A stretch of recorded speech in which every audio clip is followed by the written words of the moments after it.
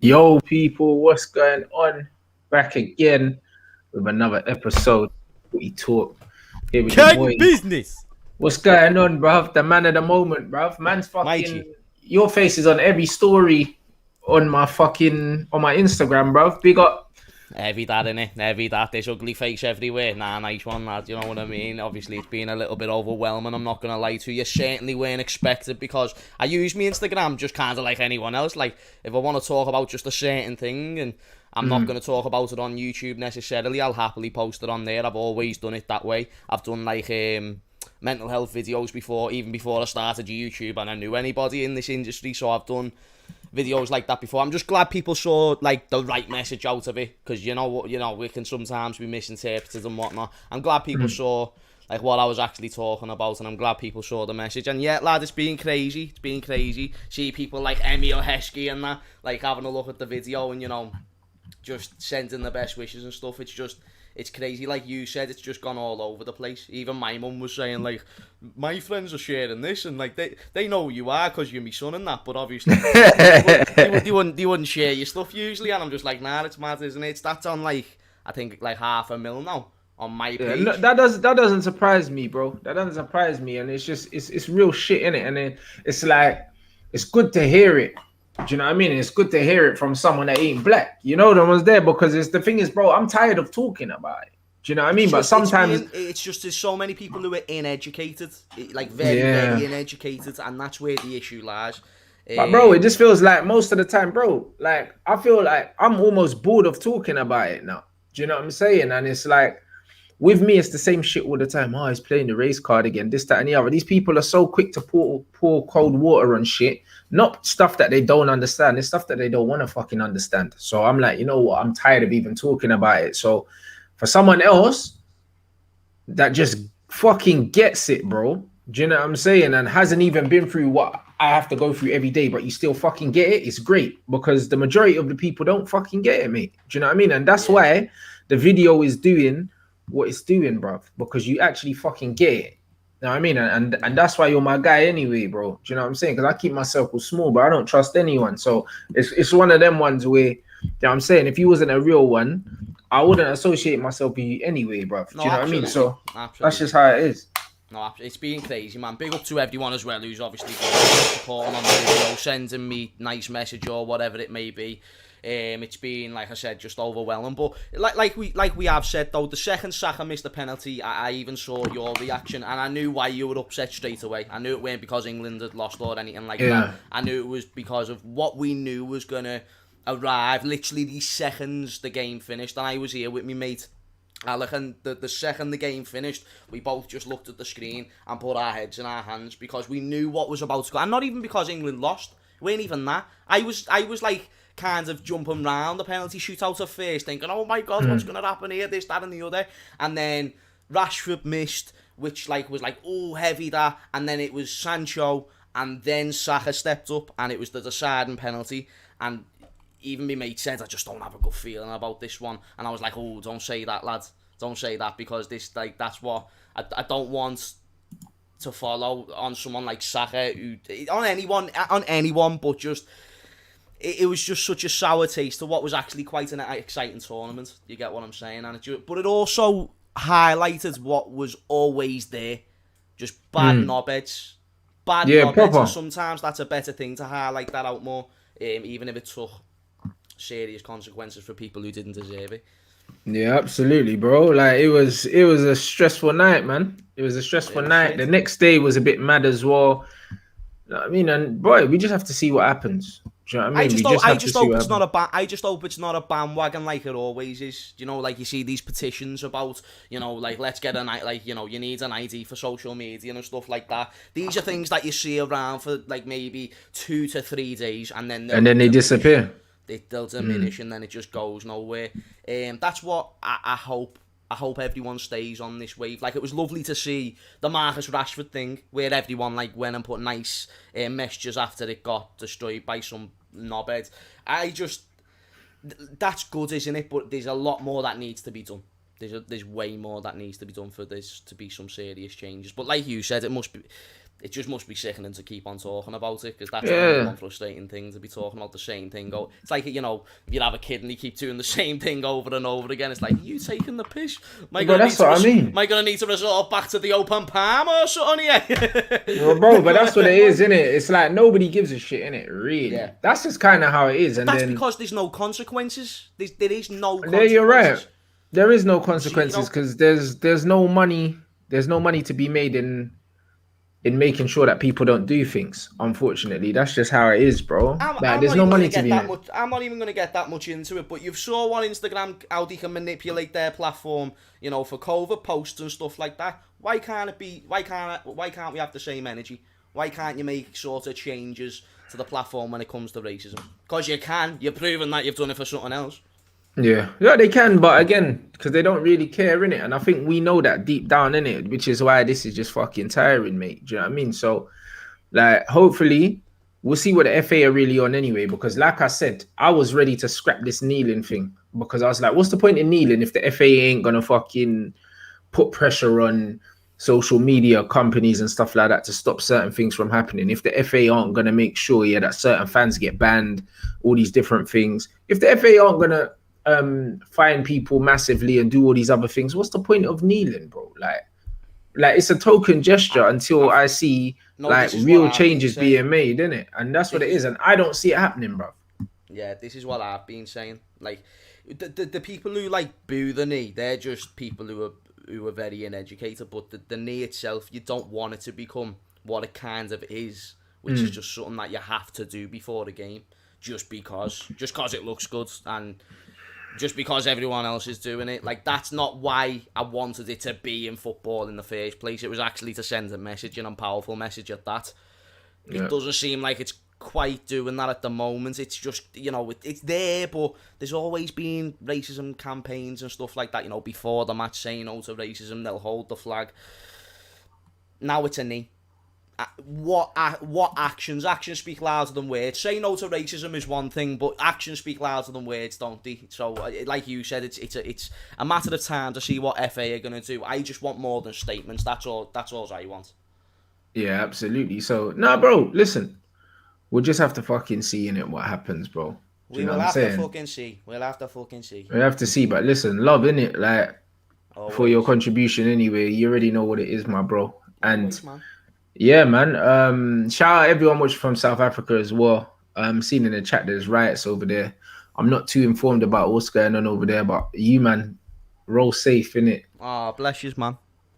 You know what I'm saying? You and roll safe. And yeah, man, the flipping Euros 11 has come out. It's come out. The Euros is over. Obviously, for me, the team that most deserving of winning the Euros won the Euros. No arguments with that. Italy were the best team from the first whistle in the tournament all the way till the end.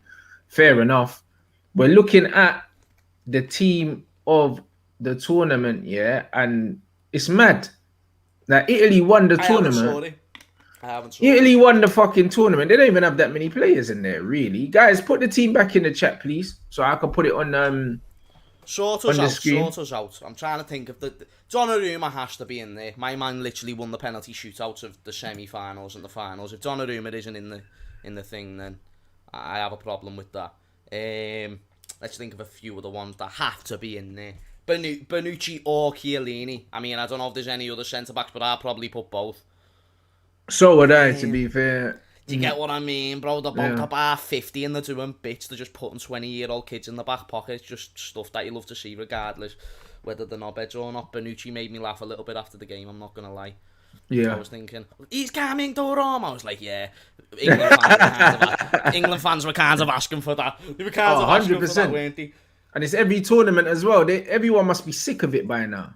The proper winds-up merchants, though, aren't they? Chiellini and Bonucci, lad. Brother, I said it already. In the semis, he was bare-hooking Jordi Alba like he was some waste, man. And then, lad... Bro, he was hugging him like, bro, you're going home, innit? So you might as well enjoy this moment. Yeah. Like, these guys, bro, like, I think Donnarumma's got over a 50% penalty save percentage in the tournament, bro. He's taking a piss. Like, you're not beating them. Yeah. You're not beating them on pens.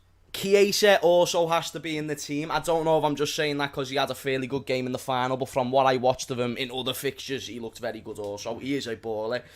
He is a baller, man. Guys, we need the Juventus is actual gonna keep the team, tie not down. your team. I want the actual bloody team, yeah, on in the chat. Not the team that you think. Like that's not the topic of the show. Like you lot can put your teams in the chat after, but we need to discuss the actual team. So I need the actual 11. team. I need the actual 11 in the chat. And Does anyone know Bonucci, anyone yeah, on Twitter that will put the thing up? that will put what up? That will put the team up. Do you know anyone on Twitter who put it up? Oh no, but it was on the screen before. Before you guys came in. Nah. Yeah, did you see the Tyrone, while we're waiting for the lineup, did you see the Tyrone Mings thing? Oh yeah. That was a proper 2-footed tackle, innit? She needed amazing. it still. It was amazing. It was amazing.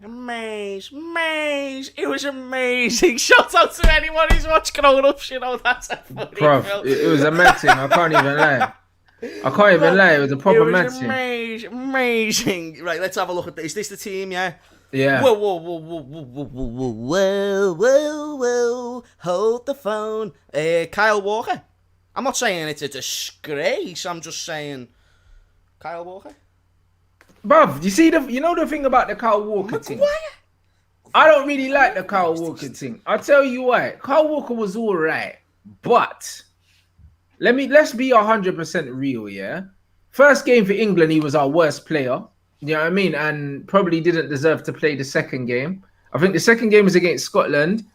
He made a decent block in that game, but again, he wasn't great. Like, the Kyle Walker thing for me, the Danish right back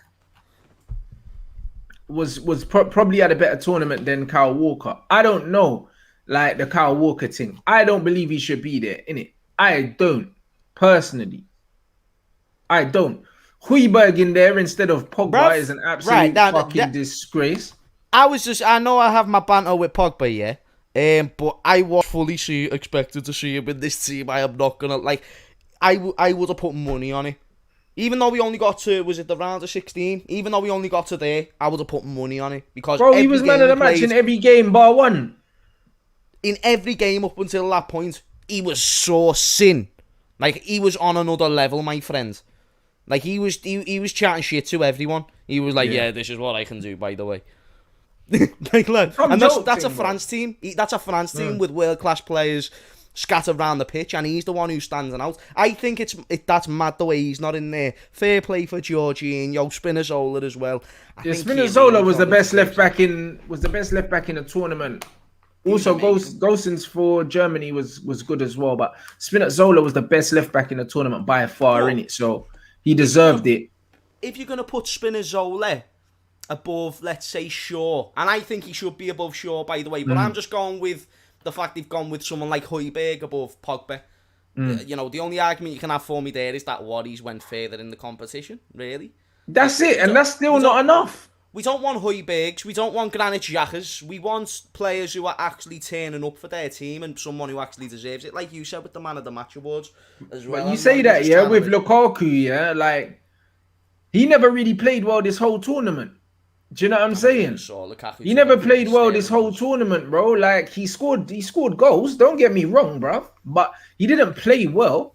Like, I think he might have had one decent game, bro, in the tournament. Other than that, man's just stat padding, and he gets in there. Do you know what I mean? Ahead of someone like Patrick Schick, maybe, yeah, that a lot of people probably didn't even know about before the tournament. Has come in, had a very good tournament, scored some goals for a weaker side as well. Doesn't make it. Pedri, I understand.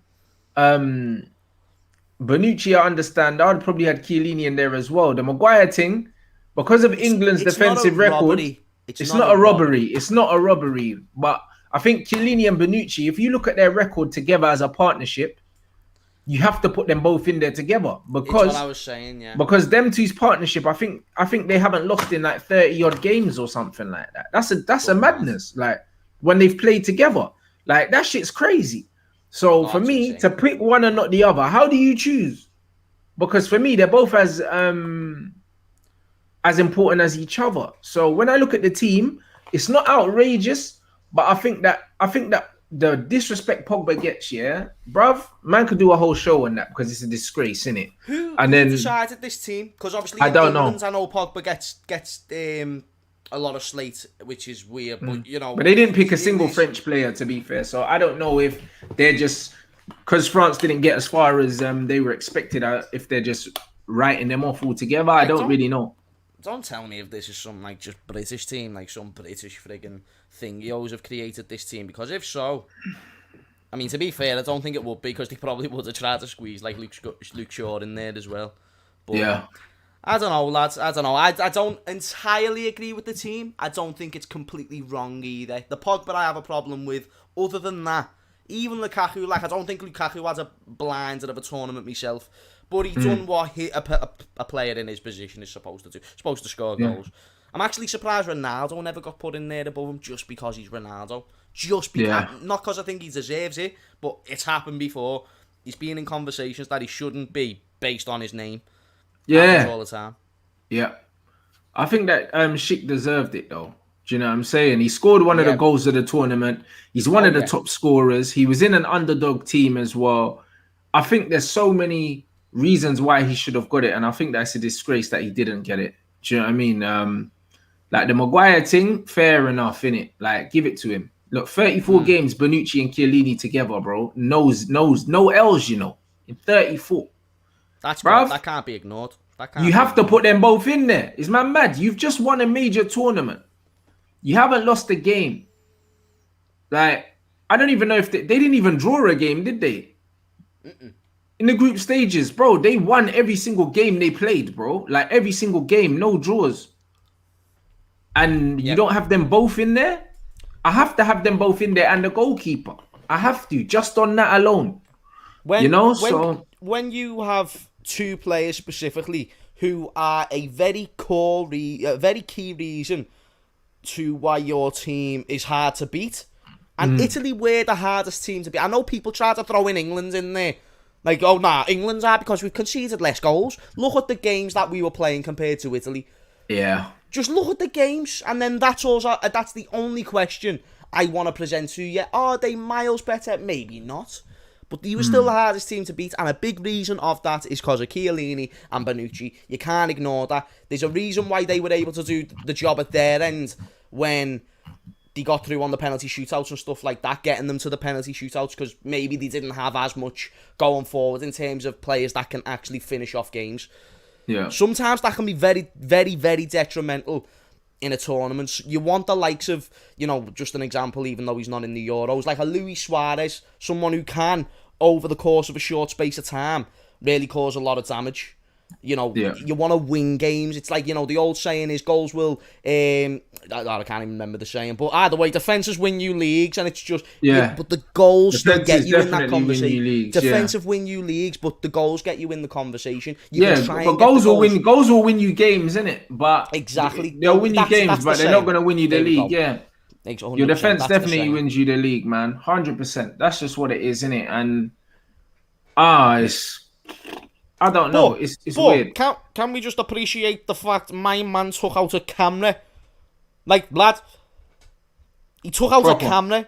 Like, that was when you talk about a penalty, that is my favourite type of penalty. Someone who whacks all of the muscles, the little muscles, the big muscles of his right foot through that ball. Bro, you couldn't have got more top bins if you tried. Yeah. That's literally the point of why you set up the camera. You put it at the toppest of top bins in that goal.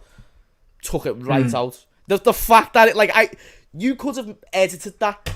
Edited that in. The fact that because I was watching it live, I was thinking, that's insane. The penalty was a joke, bruv. And you know what I like about it, yeah? You could tell.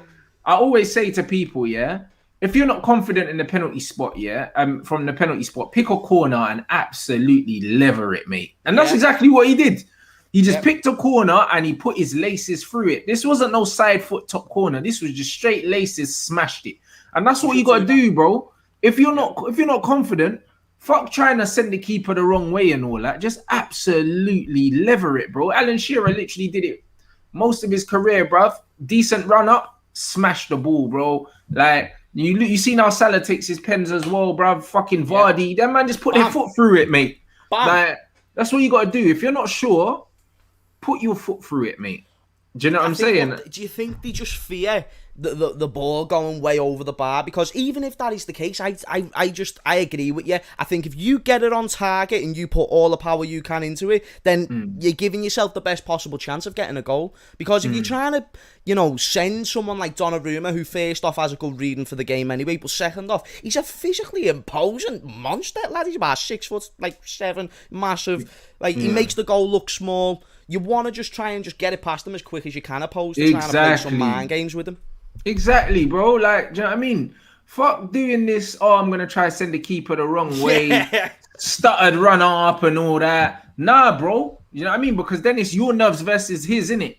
And the chances are, the goalkeeper's probably faced more penalties than you've taken, because that's just how it is. It's just like in boxing. If you're fighting a southpaw, the chances are he would have fought more orthodox fighters than you would have fought southpaws, because that's just how it always balances out. Do you know what I mean? So fighting an orthodox fighter for a southpaw is a normal fight. Like, fighting a fucking southpaw for an orthodox fighter is not a normal fight. So because of that, up against goalkeepers are used to facing penalties, bro. That they're used to facing them. Do you know what I mean? Unless you're actually a penalty taker that takes them all the time, the chances are that goalkeeper is in goal for whoever. Like, whether it's his teammates at training want to practice penalties or whatever. Like, it's always a case, bruv. He would have faced more penalties than you would have taken. That's always how it works. So because of that, fuck trying to play mind games with these guys. I'm not trying to play mind games with the keeper. I'm picking a spot and I'm wrapping it, bro. Like, that's just it. Pick a spot and put it there, bro. And you have to believe in where you're putting it. Yeah. You know what I'm saying? And that's what it is. You got to put it there with some authority, man. When I'm seeing these little P-roller penalties getting saved and that, it's a madness. Like, even the Harry Kane pen, against Kasper Schmeichel, it was a shit penalty. As soon as the keeper gets the right way, all over it, bruv. If he picked his spot and he absolutely levered it like he did his final penalty, keeper going the right way doesn't matter. Keeper going the right way doesn't matter, bro. Like, most of the time when you score a goal from open play, the keeper dives the right way and he still doesn't save it, bro. The keeper diving the right way doesn't mean he'll save it if you hit it well enough. Exactly. Do you know what I mean? Exactly. You know what, though? I've got to give respect to Donnarumma still, because I think that a lot of them penalties weren't the greatest, but I think he's won 5 penalty shootouts out of the 5 that he's been. And he dives the right way, blood. You know what I'm saying? Time. No, but this is what I say about the reading of the game. Goalkeepers need to understand the game well. They need, it's kind of what saves Pickford on occasions. He has an okay reading for the game, and it allows his shorter arms to not be so detrimental to him. Donnarumma, though, he's got the physical attributes to be a goalkeeper. He's got the mental game. He's got the attitude. If someone's going to try and do a verbal war with Donnarumma, he's all for that. You best believe he is all for that, because he knows he's the dog's bollocks when it comes to goalkeepers and the fact he's dead young, this, that, and the other. He knows. Bro, he's been playing big man football since he was 17. Now he's at PSG. That time, lad, he's been doing this for more than a minute. He's been doing this basically since coming out of the fucking nappies, lad. Donnarumma is a problem. This is why I say PSG. Like, I don't care who you had before, and Navas is a very good goalkeeper, but you couldn't turn that down on a free. You dramatically sort out, it was for free, and you dramatically sort out your team for not just now, not just for 5 years. Bro, you could have a Buffon on your hands, someone who's chilling till he's like 38, 39 at a very good level. Bruv, his debut was at 16, not 17. Wow. He was a starter at 17. Do you see what I mean? Like, the thing's just different, innit? So, like, best goalkeeper in the tournament by far, no arguments. Generally, that team, cool. Like, there's not too many things I could argue with. Like, I think the right back is debatable. Pogba has to be in there. Man are saying, he only got to the last round of 16. It doesn't matter. The level that he was operating at was higher than any other midfielder in the tournament, consistently. There's not a single other midfielder in the tournament that reached the level that Pogba reached. So for me, it's not even debatable. If they're gonna say, "Oh, cool," because he got knocked out earlier, you can't be putting in Højbjerg in there, bro. Because Højbjerg is a janitor, bro. Like, compared to Pogba, put another good, put Verratti or something in there. But Højbjerg, nah, I'm not here for that, innit? Like, just the fact that man picked Højbjerg tells me, yeah, that don't even make no sense. They just wanted to put a Dane in there. Yeah. Just because, innit? Like, that's Yeah. dead. That's dead to me. That doesn't make sense, innit? So, like, the Lukaku thing, I don't get. I think Patrick Schick, but Chiesa and Sterling makes plenty sense to me. Do you know what I mean? So, all on 100%. there's a lot more right than wrong. Do you know what I'm saying? Worse. It could have been worse. Could have been way worse. Like when the pundits were choosing the Premier League teams, that was a shambles all over the gaff.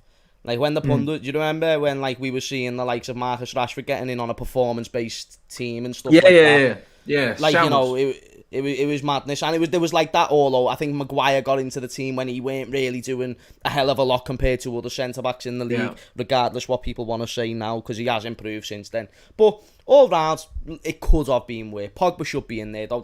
It ruins the team for me there. If you've got Pogba in there, they're enough a perfect team. Regardless, like I said before as well, regardless what you want to say about the likes of Lukaku, still that's fine. But Pogba, I have a problem with that.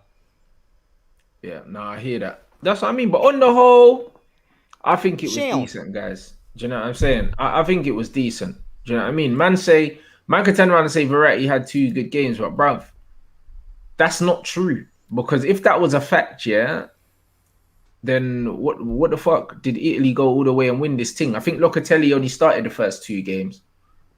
And the team. Bruv, that's what I mean. And that's the thing, bro. And Verratti was keeping man out of the team, and Italy's midfield effectively won them the tournament. People were talking about Jorginho being one of the players of the tournament. That Italian midfield almost bossed every midfield it played. It bossed the Belgian midfield. It bossed the England midfield. It bossed every midfield it played against. No midfield got the better of that Italian midfield. So to say that Verratti only played 2 good games is very disrespectful. I can't even lie. Do you know what I'm saying? He's one of the main leaders of that team. Yeah. He's one of the main leaders of that team. He's the one that keeps it together. You know, you really think about it. When the centre-back's giving the ball, he's the first one looking forward, looking for options. Same the other way round. And it's just like, lad, you've got to appreciate that. He's a creative player. He's a good passer. You know, he's someone who can read the game well. I think he definitely had more than 2 good games. Otherwise, why would Italy be winning the midfield battles every game? It's mad. They're saying they're set for the Spain game. Yeah, and you're right. They let Spain have the ball. That was a weird performance. But again, it should really I don't think it was, though. Because they let Spain have the ball, bro. Like, they let them have the ball. And at the end of the game, yeah, for all the ball that Spain had, Italy only had 1 less shot on target than them. So it showed you that Spain had the ball. They had the ball without doing anything. So, do you know what I mean? Like, that was the game where Italy said, you man can have it. Yeah. You can have it. They were happy to let them have it. So, like, that game, yeah, the Spanish midfield were great, but Spain passed everyone to sleep in that competition. Passed everyone to sleep. As what they're known for. That's literally the way they build their style of football when the players are coming through and whatnot. Absolutely. Pedri was insane this tournament. Yeah, he's a baller. I know people talk about Thiago not being included, but that shouldn't, cover anything to do with what Pedri achieved in this tournament. He earned his role in that team. If any, and it was the likes of maybe Kohe, who you could have maybe had a shout Thiago over him. But that's just the way international tournaments work. Sometimes the manager doesn't see a certain player who may be brilliant in their tactical setup. It's just the way it works. It's something that I've noticed. It's like the way Fabinho doesn't get into the Brazil team because they've got Casemiro and stuff like that. It's not that he's a bad player. There's no shame in that. There's no shame in that. 2 of the best players in one position. Yeah. But there you go. It's just like the right back situation for England, isn't it? England have loads of quality right backs, so it is what it is. Sound. Like anyone is sound. If you play Trent there, we're all right. If you play James there, we're all right. Play Walker there, we're all right. Do you know what I'm saying? Like, that's just kind of how it is, innit? Do you know what I mean? And look at this. Verratti had more touches than Phillips, Henderson, and Rice combined in the final. But man is saying he only had 2 good games. He bossed it. Madness. Madness. And this is the thing with good players as well. You see, when you play in the engine room, yeah, people only really recognize what you're doing when you're playing shit. That's just kind of how it is. Players like Jorginho, the only time you realize Jorginho's on the pitch is when he's not having a good game. It's the only time you notice. It's the only time you notice. When Jorginho's having a good game, yeah, because he doesn't take many touches, it's like, it just looks like, he's not really involved. But he is involved. But the beauty of his game is the simplicity in it. And Verratti is tenacious, he's aggressive, and you know what I'm saying? He drives the team forward. Like that's what he does, isn't it? So to say that he only had 2 good games is crazy because Locatelli, I think he scored in both the games he played, and then as soon as Verratti was available, out the team for a reason. And they still won the competition. So like literally, sometimes it just is what it is, innit? So man have to just man have to put respect on what Italy did, innit? Like they fully deserved it. I think that Mancini got it spot on in every single game, even the England game. A lot of inexperienced managers, after going behind to England, would have panicked, changed the shape. He didn't. He just said, you know what, boys, carry on doing what you're doing. The goal will come, and it came. You know what I mean? And that's science. He didn't panic. I think he changed a little bit of half-time, which worked to a T. You know, he capitalised on what... He would have saw what England were doing wrong in that first half and capitalised. Even if it was just tweaks and little changes, that's the difference of what a good manager can do.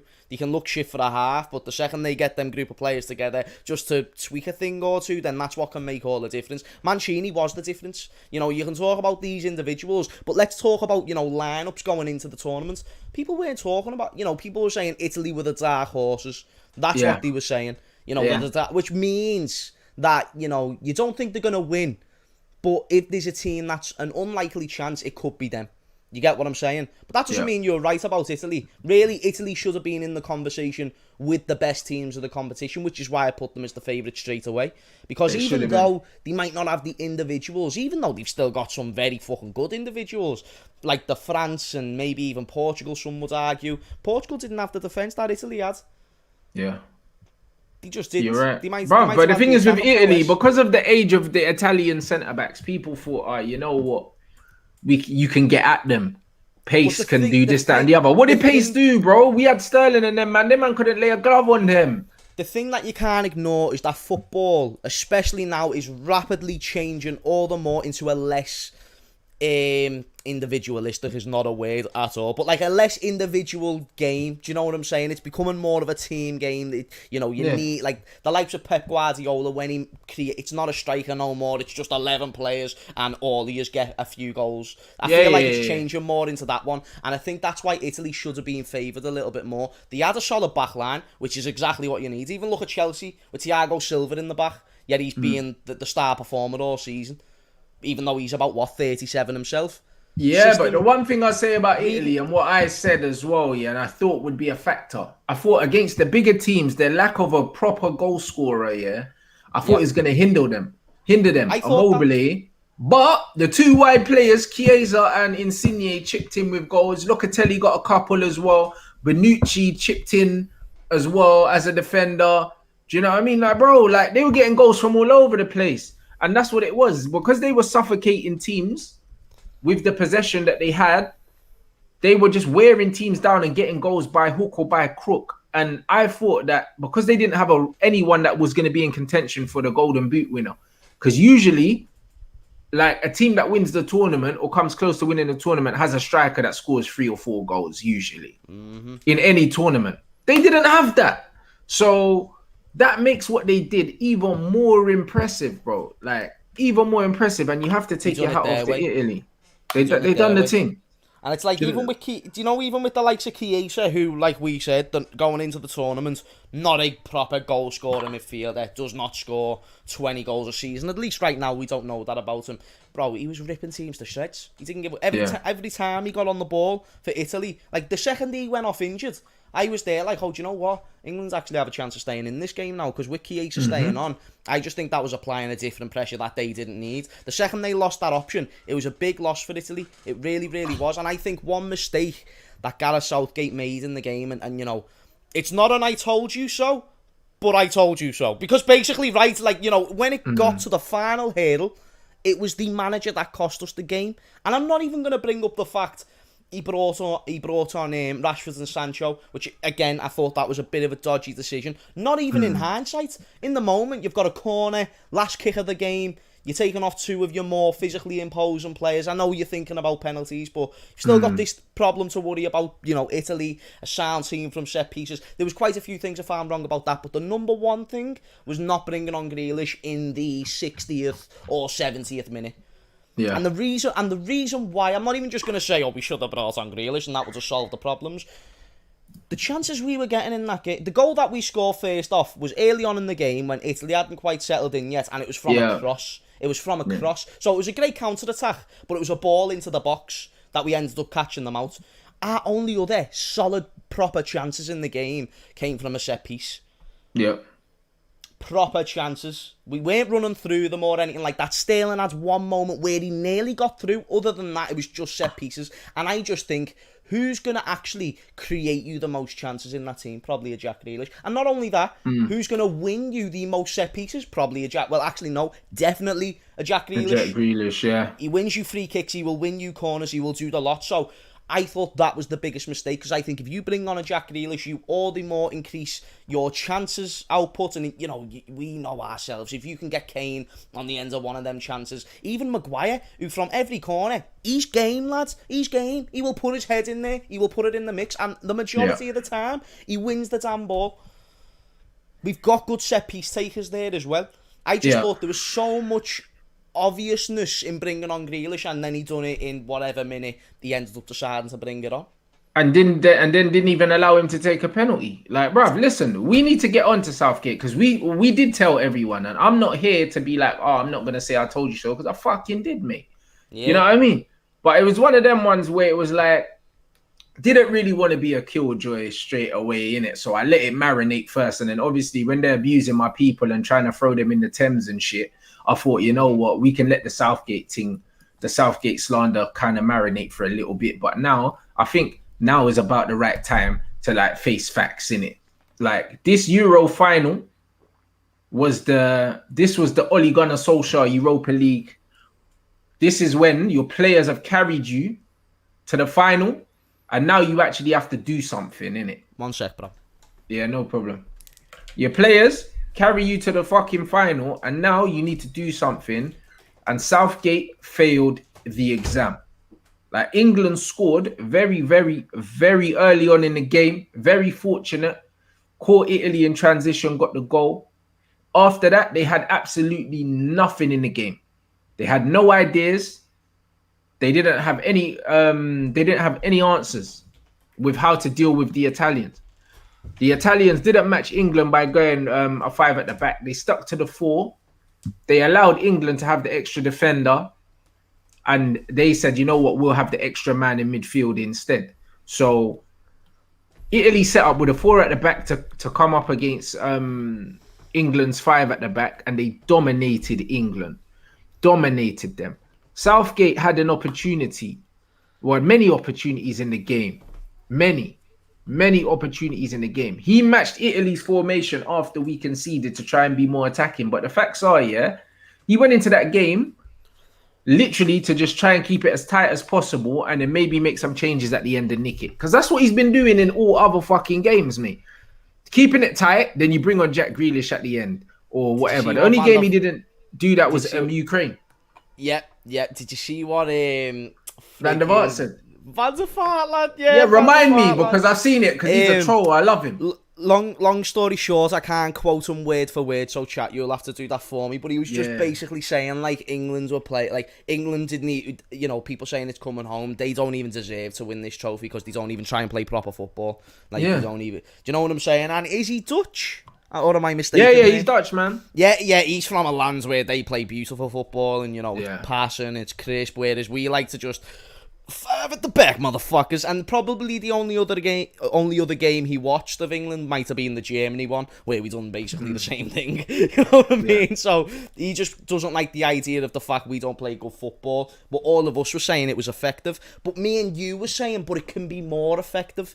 It might be working right now in the circumstances we're putting in, edging over games and stuff like that. But we can be dominating like teams and winning 4-0s and 5-0s. From an attacking standpoint, there was very few, if any, teams better than us, if you get given the right manager. Sancho and Grealish alone, in any league in the world football, would be world class. Bruv, listen, we like my man said here, yeah. We got just like Man United, we got to the final in spite of the manager, not because of the manager. There's nothing that Southgate did, yeah. You know when people were saying, "Oh, Southgate's got it right so far," I was like, "What's he got right, mate? He hasn't made a change. He hasn't made no changes yet that weren't common sense, none whatsoever. Oh, wait till there's 20 minutes left, bring Grealish on.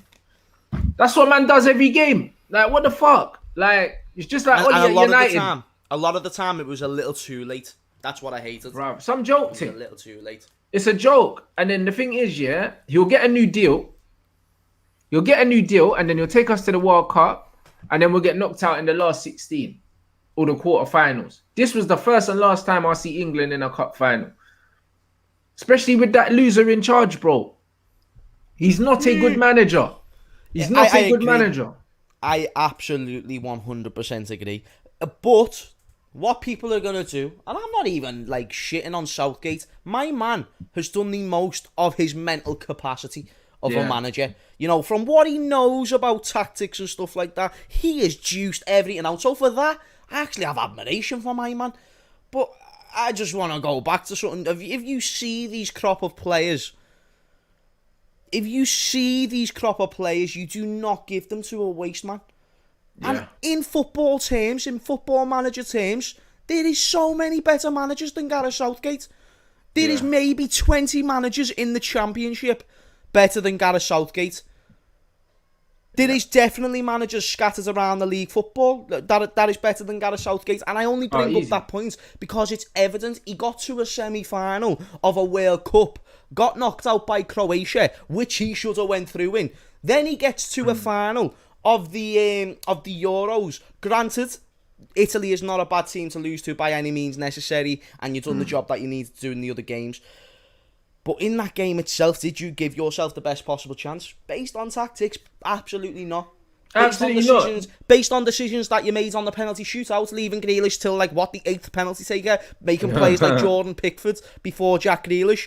Is that giving yourself the best possible chance? Giving yourself the best possible chance by giving a player, and I don't even want to look way too much into this because I still think, if you see them take penalties and they do all right in training, then maybe that can persuade your decision. But Saka, a 19-year-old, it's not the fact he was in the first 5. If he took 1, 2, 3, that'd be all right with that. But 5th, deciding penalty. I wouldn't even, bruv. It don't even make sense, innit? Your first penalty taker and your 5th penalty taker are your most important penalty takers. Yeah. Because the first one sets the tone, gives you the advantage, and the 5th one is usually to bring it home, innit? You do not give it to a player that's not a seasoned penalty taker. It doesn't make no sense, bro. Do you know what I'm saying? The first penalty taker should have probably been someone like Jack Grealish, even though he's not a seasoned penalty taker. Harry Kane should have been on the 5th pen. I don't know why he took the first one. Yeah. Pogba took France's first pen, but Pogba don't take penalties every week. That's why. The 5th penalty taker, do you know what I'm saying, from France was Mbappe, I think, and he missed. But Mbappe wouldn't be on your first penalty. It's like Jorginho for Italy's always. Yeah, it's on the 5th penalty. Do you know what I mean? Harry Kane should have been on the 5th penalty, not the first penalty. Didn't make no sense. None of it didn't make no sense. And England set up to defend against an Italian team that weren't really going to be playing attacking football on the front foot, because that's not how they play. They play by just wearing teams down. Literally, that's how they play. Do you know what I mean? And England had the crowd behind them. They had the home advantage, and they didn't go for it. They bottled it, bruv. That's what they did. And when I say they, I mean Southgate. I don't mean the players. The players bottled. Southgate bottled it for the players, and the players are the ones that are taking flack. So now, when the media are coming out saying, "Oh, look at Southgate hugging the players," and that, he ought to fucking hug them because he threw them under the bus. He threw them under the bus by the way he set up. He threw them under the bus by the order of the penalties. And even the penalty takers, that you bring on players, that I think the only start for Jadon Sancho was against Ukraine, and I don't believe he even finished that game. Rashford never started a single game in the tournament. I don't know how many minutes he accumulated throughout the tournament. Probably about 20 minutes or something like that. Grealish never started, did he? Grealish never started a single game either in the tournament. Do you know what I mean? I was very surprised to see, yeah. Obviously, he took off Kieran Trippier because he wanted to go to a 4 at the back. Kieran Trippier would have definitely taken a penalty, but fair enough, tactically, you take him off. That's fine. But then what followed that didn't make no damn sense. I don't even know why he brought Saka on in the first place. And then he had Saka playing in midfield. Yeah. That's weird, bro. Mason Mount had a shit game, yeah, but it's one of them ones where from the penalty spot, I would have trusted him, even though he's a kid as well. Shouldn't really be taking one. But how you overlook Jack Grealish, Phillips wanted to take a penalty, had him way up, whatever. You got Jaden and fucking Rashford taking penalties. Rashford's a penalty taker, but Rashford ain't had no minutes in his leg, and he came on at right back. The whole thing was weird, bro. If somebody showed me that England 5 to take penalties, yeah, before the penalty shootout, I would have said straight away these men are going to lose. Straight away. Without hesitation. Without hesitation. I would have said, yo, they're going to lose. 100%. So, bruv, none of it don't make sense. Do you know what I'm saying? So when man said, oh, maybe it's data and data. Bro, listen, yeah? There's no data for experience. There's no data for Jack Grealish being promoted and relegated and being through all of those things. His temperament is probably as good as any player's. He's probably played in the most pressured games. Obviously, there's a few men that have played Champions League finals, but outside of the Champions League final, the playoff final, yeah, is the most lucrative game in English football, mate. It's bigger than a fucking FA Cup final. It's bigger than that. Yeah. It's way bigger than that. How this guy wasn't taking a penalty was beyond me. Unbelievable. Absolutely beyond me. And Southgate is now Southgate apparently his contract's out, but they're probably gonna give him a new one. But he doesn't deserve one, bro.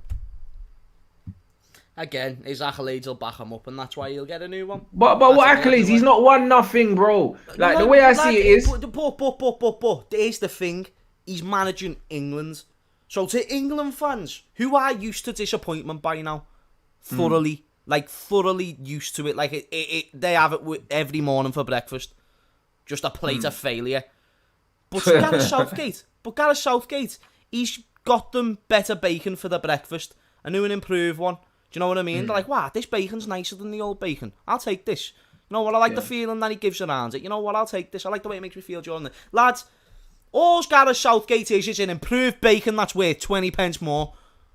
I say you go and get a damn steak, but that's just me. But what the England fans will say and what their perception is, we got to a semi-final of a World Cup, full stop. There's no, it was against Croatia and then, we could have done... We got to a semi-final of a World Cup, full stop. And then it is going to be said... Oh, and then we got to a final for the first time in however many 40 years. Oh, and we only lost to Italy. But that's the English mentality, though. The English mentality is, but that's why he's going to we got to the semis last competition. We got to a final now. This is progress because they're fucking losers, bro. That's what they are, bro. Like at the end of the day, you were at home. You played, I think, 7 of your 8 games at home, and you still couldn't win the fucking tournament. That's sackable. The players that he picked to take the penalties, that's sackable. The changes that you never made when you should have made them, that's sackable. He showed me enough that when it matters, he's not good enough, bro. And he'll get another fucking contract, brother. Like, the whole thing stinks. It's the progress.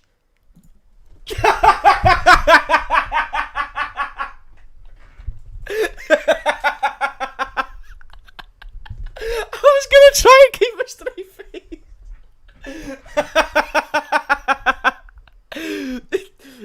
It's the progress. Do you know what I mean? No, lads, I hear you. I'm with you. Bro, you got to a final, 1-0 up after fucking 3 minutes and still couldn't fucking win that. How many advantages do you need? How many advantages do you need? You got a penalty against fucking Denmark, yeah? That was very debatable, yeah? And the thing is, if it went to a penalty shootout, probably would have lost that game. You know, like that. It's like, bruv, what? The whole thing's mad.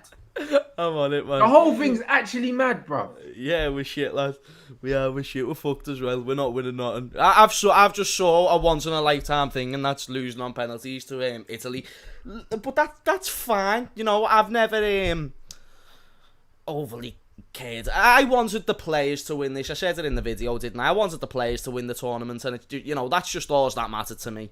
They get their flowers. I loved the idea of players like Saka, players like Kane, these players who, they're playing with Arsenal and Spurs right now, but they're not really getting much there. Whereas this would, it'd add a lot to their legacy. You can't doubt that. If Harry Kane was to win a trophy with England, he could get away. It wouldn't be ideal, but he could get away with not winning nothing for the rest of his career if he wins this. Because when it comes to the conversation of the Premier League, people are still throwing, and he won something for his country. What are you on about? He'll probably have the Premier League record by then. Stuff like this will leave him in that conversation. Now, I'm just devastated they didn't get that. Someone like Saka, at his young age, even like Jude Bellingham, who I think's gonna have a fucking beautifully decorated career, just to have a Euros when you're 17, 18, yeah, man. It was like I genuinely thought that it could have been their moment, but never did I believe we were gonna beat Italy. Not one moment. I was never ever getting on that bandwagon, even when people were saying, "Oh, James, you can get on it now, though, can't you? We've just beat Denmark," and it's like, no, we've still got to play Italy, and we're England, and we don't play great football, so you can't just say, "Yeah, we're gonna win this" because we've beat Denmark, Ukraine, and a few other teams. But that's the thing. A lot of people forget. A lot of people actually forget that England didn't really play good football for the whole tournament, apart from the Ukraine game. And even the Ukraine game, England didn't really start bopping it till they were 3-0 up. You know what I'm saying? England played with a handbrake on. Like, they didn't deserve it, bro. Do you know what I mean? They didn't deserve it. So, I don't know. When they're talking about giving a knighthood to Gareth Southgate, how can Southgate get a knighthood for getting to the finals, but they're trying to hang the black players from missing the penalties? How does that make sense? So what? Are we not? Are we celebrating mediocrity or are we not in it? Because I'm confused now. What, we celebrating Southgate but trying to hang the black man? How does that make sense? They got Southgate to that final, bro. They got him there. That's the way this country works. It's literally what everyone ignores. It's what I hope at least people have been trying to open their eyes to, because it's much more than just the institution and, stuff like that. The way they treat, when Sterling is on fire, you don't see it in the headlines the same way you see when Kane gets a tapping. Yeah, that ends up in a draw. It ends up in a draw. Whereas Sterling can run through the whole defence, score a great goal, and then it's just like, Raheem Sterling scored, but Harry Kane is the saviour. It's just it's bullshit, bro. It's bullshit. And the consequences of failing in football, whether it's missing a penalty, missing a big chance, is all the more consequential for black players opposed to white players. White players, it's actually not that bad of a thing. If Henderson misses a penalty, Harry Kane, it's like, we're gonna back you. It's like, bro, where's this same energy for man like, Saka, man like Rashford, these type of players? Instead, it's like, yeah. Like, it's a problem. So, that's the fuckery that goes, that it touches on what we were speaking about at the start of the video, and it's the conversation that's always going to continue, because people just won't or don't open up their eyes to it. It's madness, bro. It's madness, because like you said, they were the key important factor. Raheem Sterling especially, even Saka, he had a great tournament. How many people started saying, I never agreed with this notion, but how many people started saying, I'm fine with Saka above Sancho now. I'm okay with that. So many people were saying it. So don't just write off these players because of a moment. The reason you got there, the reason you've just been able to go out, the reason you've just been able to go out all summer, get pissed with your mates or your family and create these experiences that you haven't been able to create over the past year or two because you've been in your fucking house, you can thank that to black players. To black people. Bro, Sterling scored all the goals in the fucking group stages to get man through. It's mad, bro. That's the mad thing. Do you know what I mean? When man was saying Harry Kane should be running the channels because he's doing fuck all, yeah? It was Raheem Sterling that was carrying the country, and now all of a sudden, it's monkey emoji time. This is just how it goes, innit? That's how it goes, innit? It's that conditional love, bro. You know what I mean? And that's what it is. And if that's the kind of love, I don't want it, mate. Can stick that. No one wants that. Do you know what I mean? No one wants that. And yo, Ahmed, there's not subscriber only chat on YouTube. I don't think. I know there is on Twitch. Do you know what I mean? Which reminds me, if you're watching now, because I know there's 1.6 watching on YouTube, make sure you follow me on Twitch. Because if you don't, then you're gonna be missing. You're gonna be missing a lot of content. That's all I'm saying. So make sure you subscribe to the Twitch, man, because yeah, there's a very big chance that I'm gonna be over there more often, especially after how well I've done at the Euros. So like I'm just pre-warning you, make sure you head over there in it and subscribe Rants, to me. there is a subscriber only mode on YouTube. How? Because I was in the do settings, I not couldn't know, see it. But I've saw people do it before. There definitely is one. I'm in the settings right now. I think Robbie's even done it. Even the chat's saying it right now. I'm not too Permission. sure how you do it, but after this, definitely look that up because, bro, that'll sort you out. I get all these spammers all the time. I might start doing that. Subscriber. I can't see it, bro. 100% do it. Yeah, subscriber only mode. YouTube. Yeah, try to find that for me. Watch, bro. Like so you've got to go to the live control room. You've got to click edit. So from your live stream, click edit. Click live chat, and then under who can send message, select subscribers. Where does it say that? So hold on. So live control room. Oh, hold on 1 second. That's I don't know about that, bro. Me. Nah, that's some bullshit, bro. Because I'm on the edit things right now, analytics, monetization. You can 100% do it after the stream sort it, but honestly, you can. Yeah, I'll pattern it up in it going have forward. Have a little play about with that afterwards because that'll. Yeah, I will, because I'll sort it out. But yeah, boy, there's a lot of chance that man's not going to be over on this platform full time for much longer, innit? So. You man, make sure that you're smashing it on the Twitch. So who needs it? Killed it on Twitch. I said it to you the first watch along because I thought there's definitely going to be loads of people because you've got a very loyal audience. So I knew people were going to go over anyway. But it was the exact same numbers. It was the exact same. It was more. There was more on some of the occasions. There was like 2,000, 2,500, just for like not even that mad games. Could be like a small, Denmark and Switzerland. Don't even know if they're. But that's what I'm saying, bro. Like, and it's mad. You know what I mean? And that's not even with the United games. That's not even with Premier League games. That's just the Euros, bro. That's what I mean. Like, it could have been a Switzerland, Denmark, and there was just loads of people there. So big up to everyone, man, and get over there. That's what I'm saying. So if you're not subscribed already on Twitch, make sure you subscribe because, yeah, man, the content is gonna be booming. It's gonna be booming over there. I got some. There's going to be a lot of exclusive content over there for sure. So if you don't want to miss out, then yeah, make sure. Do you know what I mean? That you man are over there. And also, if you're someone that's on Twitch already and that watches me all the time, like let me know in it so I can mod you as well because I need more mods on Twitch. I need mods like I've got mods on YouTube. Do you know what I'm saying? Like I've got loads of YouTube mods. I need more Twitch mods. So if you're someone that's always watching on Twitch, make sure you shout me and I'll mod you. Michael Owen claims any argument that Sacco was too young to take the crucial fifth penalty against Italy is absolute bollocks. I don't think anyone's saying he's too young, bruv. The fact is, he'd never taken a fucking penalty in his senior career and he was young. Yeah. If he was young, but he was taking penalties for his fucking club since he was 17, and he was the penalty taker, his age wouldn't be a fucking issue. But Michael Owen's not very smart. I don't know how you Scousers feel about him anyway. I can't stand him. Do you know what I mean? Generally, I think the way older, like I don't like him, me personally. Like I don't even associate him as like a proper, like I don't associate him as a Liverpool legend at all. But I just kind of like leave him out of the equation. Majority of Liverpool fans, they're just like they have respect for him. Do you know what I mean? It's like when he was at Liverpool, he was one of the best strikers, if not the best striker they've ever seen. For that reason, he even won a Ballon d'Or. So for that reason, you know, that's why he always is held in high regard.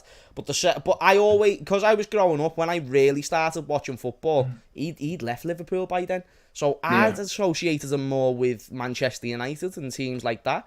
Even when he was at Manchester United, again, I'd only just started getting into football. I didn't know who he was that much at all, like when I was a kid. So he's not really held in the highest regards. When he's when he's getting like associated with the club as an ambassador, that's where we say that's embarrassing. My man played for Man United and now he's trying to crawl back. Know what I'm saying, lad? Friggin' like the boogeyman when he used to do his entrance in the WWE, just be coming out like that, you know, sliding past everyone with his wings. Yeah. I'm not the biggest fan of Michael Owen, but he was sick though when he was in his prime. No, he was an absolute baller, but he's an absolute mercenary, innit? Like, it's just one of them ones. So even his football punditry, it's just like you just don't even know. Like, it's like you don't even know. Like, when he's talking, it's kind of like, I literally don't want your opinion on my football club. It's the same with Paul Ince. As soon as he played for you lot, I was like, cool. He never played for us anymore. Like, that's it. Like, that's how I feel about certain men. You know the ones. A lot of United fans forget Peter Schmeichel played for Man City. I haven't. You know the ones. I haven't, bro. You know, like that. Just because he's a dickhead anyway, bro. Do you know what I'm saying? So it's just one of them ones. There's certain players, where I can overlook certain things, and there's certain players that I can't, innit? And that's what it is. And it's like Michael Owen chat shit anyway. Do you know like Rafa Benitez right now? The only reason I'm okay with that is because I know there's more than just football. You know, he's lived in Liverpool and it's one of his probably last biggest paydays, this, that and the other. But that does not mean, like someone said to me the other day, when at Liverpool play Everton, I'm going to sing his name in the cop. I was like, but not in like, he said he was going to do it in a way to piss off Everton fans. And I was like, wait there. Even if you wanted to piss off Everton fans, there is not a chance on God's green earth that I am singing the name of the Everton manager. I do not care what he's done for my club. I am not singing the name of that manager. And more importantly, take down whatever you can of Rafa Benitez in that copper, mate, because right now, that's just bullshit. You get what I'm saying? Yeah. Like, lad, all these flags that we have of Rafa Benitez, fuck them off for the time being. Bring them back another day, because right now you can't be doing that. That cannot run. You cannot have the coach of Everton. You know, it became all the more real when I saw him in the training photos, by the way, wearing Everton caps, getting his jacket. Lad, you don't have the Everton manager in your main stand. Not a chance. That's crazy, isn't it? It's stupid. It's stupid. And Rafa Benitez, he can actually do well for them. That's another Liverpool fans seem to just think, but it's Everton, they're shit. Rafa's a good They've manager. got money and Rafa's a good manager. So don't be surprised to see if they start doing bitch, which I don't want them to do. If he gets them relegated, then we're going to be having some lovely Spanish dinners all the way through the season. He won't though. He won't though. He definitely and literally, for the guy saying Michael Owen's overrated and that, he wasn't. Trust me. The one thing I'll say about Michael Owen, I don't like him as a pundit. I think he's awful. But listen, he was a world-class footballer, innit? Like, before all the injuries crept in and that, he was a world-class goalkeeper. So, like, regardless of whatever I think about his lack of knowledge in football, the guy was an absolute beast of a footballer. A beast of a footballer. Like, young, fit Michael Owen was unplayable. Monster. He was unplayable. So it's one of them ones. As much as man love like Mbappe and all of these things, bro, Michael Owen was better. Yeah, absolutely. Michael Owen was better. Michael Owen was better than him. Michael Owen had pace, but Michael Owen could finish as well. Michael Owen could go past players as well. The only thing that version of Michael Owen didn't have was longevity. That was the only thing. That's the only thing he didn't have. Other than that, he had everything.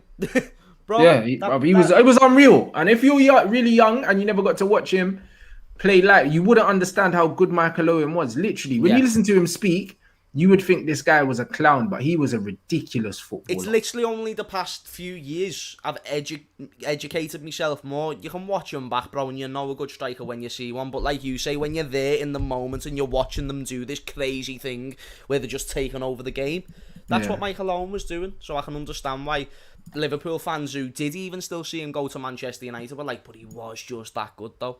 Yeah, man won a Ballon d'Or, bro. Like, man played for Real Madrid. English players weren't going Spain, you know.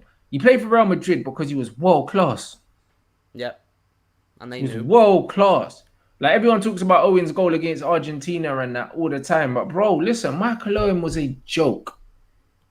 One of the best finishers, pace, could dribble, like both feet, headers, whatever. Small guy, winning headers, scoring headers. The guy was unplayable, like point blank. Period. Like Michael Owen was a joke. So in terms of as a footballer, fucking unreal, bro. Yeah. Unreal. No, definitely. As a pundit, horrible. Horrible. and that's what it is. It's so bad. So absolutely appalling, bruv. Bro, he stinks. He stinks, bro. And that's why I say, yeah, judging pundits on how good they were as footballers is redundant. Because Michael Owen's the best footballer out of all the pundits on Sky Sports and on BT Sport. He's the only one with a Ballon d'Or. The only one. And he's the worst fucking pundit. Literally. I know, yeah, you'd be thinking, oh, you must know what he's on about then. That's it. Worst He's one of pundit, them, bro. like, his body done the talking when it was actually there. Yeah. When it was actually there, he was a proper striker, but now it's one of them. Nah, he was different gravy in it. So man just have to put respect to Michael Owen as a footballer, but as a pundit, you can get in the bin. Yeah. Whereas like Mika Richards, who again very sound player, much better pundit. Yeah. Much better pundit, and he had a good career as well. I'm not even trying to disrespect Mika Richards, but he's brilliant, man. He's fantastic. No, that's it. So It's no, like I have to keep it 100. And bro, like my man said, who's the best pundit? It's hard to tell you. You know why? Because I genuinely think the level of punditry in England is in the gutter. I think it's poor, bro. I think it's poor because there's no real objective pundits in it. There's no real objective pundit. I think Gerrard, I'm not even just saying this because I'm Scouse, I thought he was a very decent pundit. I don't even remember enough of Gerrard. Do you know what I'm saying? Do you know when you just talk about someone who's honest, the blunt, and they don't really try and just cut around the... He was just one of them, but he also weren't trying to... Like Roy Keane, he's honest about things, but I think there's times where he just goes a step too far just to be controversial. Yeah. That's Roy Keane, bro. Do you get what I'm saying? Whereas Gerrard, he was just blunt. He didn't really care, but he weren't looking for a reaction either. So that makes sense, and I feel like we need more of them pundits as well. But other than that, people are saying Alex Scott, Owen Hargreaves. Alex Scott was brilliant. Emma Hayes was brilliant. Owen Hargreaves, very good. Cesc Fabregas, very good. It tends to be the foreign ones, though. Do you know what I mean? Like the general level of punditry in terms of analysis is poor in England. It's poor. Like analysis, you don't get analysis from Gary Neville. You don't get analysis really from Jamie Carragher. That's not what they're there to do. Them guys are there to banter each other, add a bit of atmosphere to it, and put fucking little lights around players. But they're not going to analyze things like that. Do you know what I mean? They're not going to. So it just really means it really depends on what you look for in it. But like Danny Higginbottom's a very, very good pundit as well. But it's just one of them ones where like the general level, Ridgel Souness is your Keens and that they're in there because they're personalities. They're not in there because they're good pundits. That's not why they're there. Yeah. Do you know what I mean? And when you actually understand that, this is why I'm glad that I do my watch-alongs on mute because I don't have to listen to these guys. I don't have to listen to them. Even Tim Cahill, when he was on there, was a very good pundit, and Roy Keane was just trying to bully him. You know what I mean? And that's just what happens. Like he was not on yet, Tim Cahill, man. That's what happens, bro. Do you know what I mean? Like Roy Keane's flipping analysis is literally, yo, if I was his teammate, I would have punched him on the team bus. Like that's his analysis for football. Yeah, absolutely. Hey, bro, do you know what I can't believe that I've just saw on Twitter? 6 years ago today, Casillas left Real Madrid. I know. 6 years ago today, he left, bro. Do you know how mad that is, yeah? I think Jose got rid of him still. So that means 6 years ago, Jose was there. Yeah, Jose kicked him out. Wow. Yeah. Did he go to Porto? Yes, he did. Porto? He was insane, man. He was quality. Because I remember the two legs that we had. Was it 2009? Yeah, man. And Ryan Babel had the game of his life when we beat them 4-0. But he's still done boss. Like, Casillas still had a heavy game. Correct me if I'm wrong, people. It is that game, innit? Where Gerrard scored in that 2009. I think it was the quarterfinals or something of the Champions League. Or was it the group stage? Can't remember. But we beat them 4-0. And Casillas still had a fucking amazing game, even though he conceded 4 goals. Like, just growing up, he was the standard. Him, Buffon, these type of goalkeepers, they were the standard. Van der Sar, standard. You know, even Casillas going into 2015 before he left Real Madrid, he was still there, man. And it's just like, obviously his time would have to come, but to know that was 6 years ago. Oof. That's mad. It was Carlo that got rid of him. It was Jose that dropped him. It was Jose that dropped him, because I remember Jose fell out with the dressing room, and I think Jose got sacked because he dropped Casillas. He wasn't fucking with Casillas at all, innit? I remember. I think Jose was the first manager to drop him. I'm going to talk about the Perez quotes later on in the footy talk with Haj tonight at 7, because Perez said some very interesting things, in the leaked things, innit? And it's on the anniversary of Casillas leaving as well, so it's funny. So I want to dive into that, because... Is it that quote there from... Yeah, there's a few quotes that got leaked, bro, and I'm not going to lie, Florentino Perez is the man, bro. Like, I can't lie. I love this guy. He does not give a single fuck, and I'm here for it. Like, literally, innit? So, do you know what I mean? We're going to definitely go into those quotes. We're definitely going to go into those quotes, because the quotes are flipping outrageous. You know what I mean? So we're going to dive into those later on. I'm going to need to look at them. In the show later, because absolutely outrageous, bruv. Outrageous. But you know what? From Perez, you don't expect anything different. Yeah. You don't expect anything different. My man had the whole football. He was the number 1 hated person in the world for 3 days. For like 3-4 days. Bro, he did not give a fuck for them whole, like, 90 hours. None. He was like, bruv, you man have signed a contract, you're not going nowhere, so you can leave if you want, but I'll just make a next thing and we'll go again, bruv. We go again, Bro, oh my god, bro. Did you we have to talk about your guy before we leave, innit? Who's my guy, lad? Your guy Connor, innit? Why is he my guy? Just because it's the accent? Bruv, that's your guy, bro. That's not my guy, lad, you man. Dude, your wife was in me DMs, mate. Your wife was in me DMs. Bruv, we have to talk about your guy. We have to talk about your guy. He's lost his head, man. He's lost his head. But you know what? I've got to admire one thing. He looks like a crackhead, innit? But my man, after that fight, had his ankle split in half, and he was already promoting his next fight. He was already thinking about pay-per-views. Bro, you've got to respect that admiration. You know what it is, yeah? Even the post, you need me. Bro, and he's right. Because people, regardless whether you think he's done or he's whatever, are you going to watch his next fight? Absolutely. These men have fought 3 times. It didn't look like it was going to go in any other direction. And you still will watch the 4th fight. His next fight will be against Jake Paul. No, it won't. Yes, you've missed the target completely. Like your next shot fight will be against Jake Paul. Your shot was like Harry Maguire's penalty, except it goes into the stands. That shot, that take right there. Who's his next fight? His next fight is whatever he wants. I'll tell you his next fight. What it has to be. It has to be Poirier 4. It's not gonna be.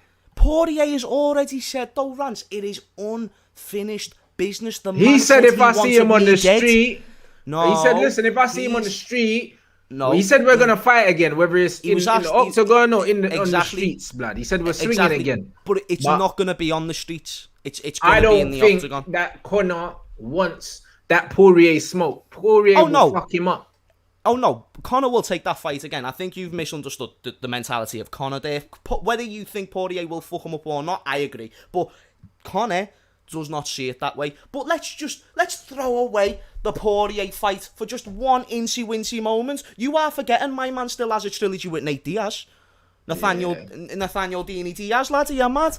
That's a trilogy that's been you're just sitting on that one. And plus, Diaz has lost his last couple of fights. He lost them. I hear all of that, but ain't no one trying to see Diaz and McGregor now, bro. Like, but no. You say that, but it's still gonna get over 2 million pay-per-view buys. So what do you mean? No one's trying to see it. I People don't are know, still bro. going to pay for it. I You're still don't probably know. going to watch it, because I'm going to watch it.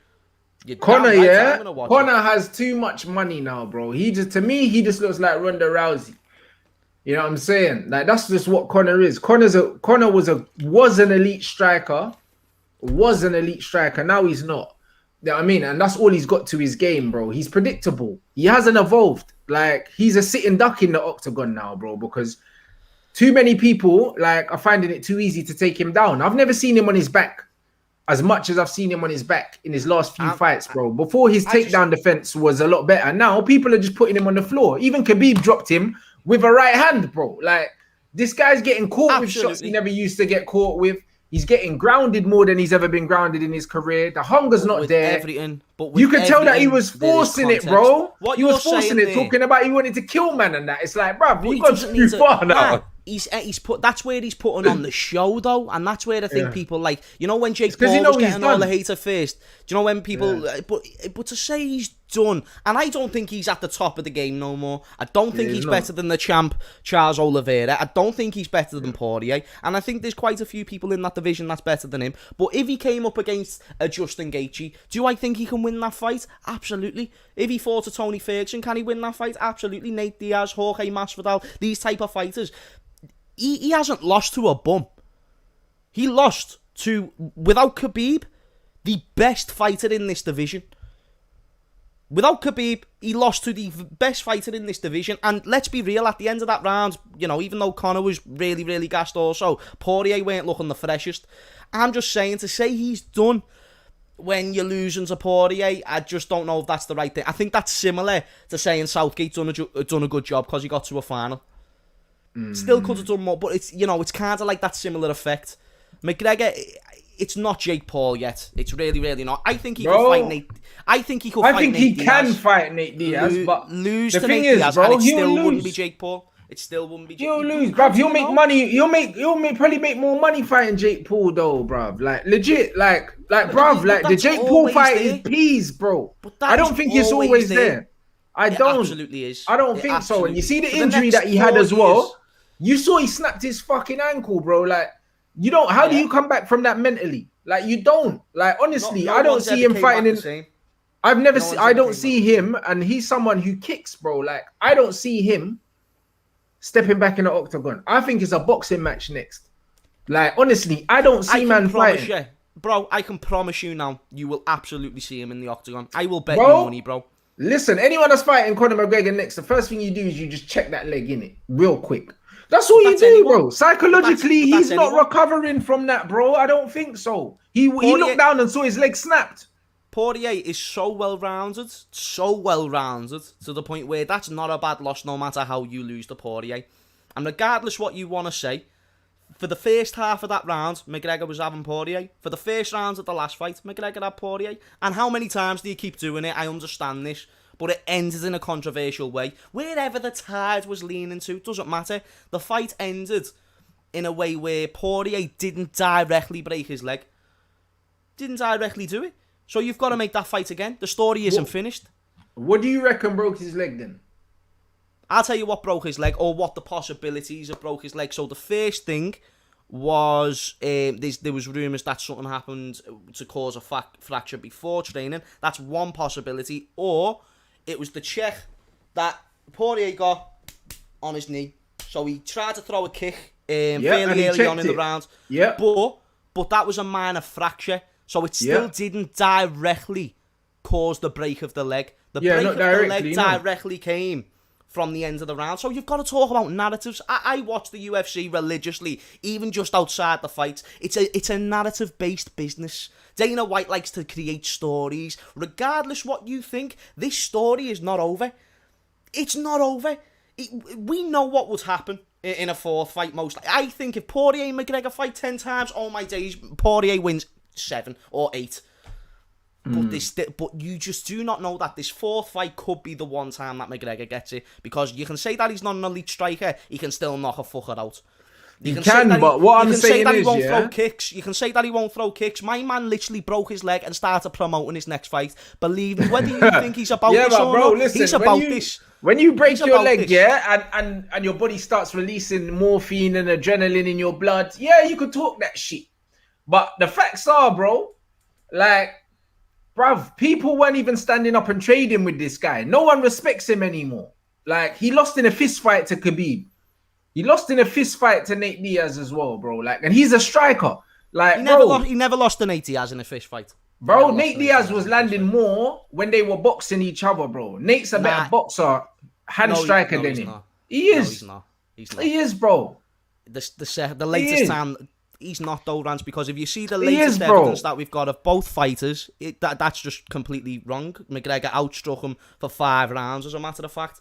McGregor dropped him 4 times. They fight now, and he dropped got him back up 4 times. And he got back McGregor up. dropped him. And he got back up, bro. So it don't mean nothing, Diaz. bro. You're talking about Nate fucking McGregor Diaz. McGregor used to hit. McGregor used to hit man, and they never used to get up, bro. And now they're walking through it, bro.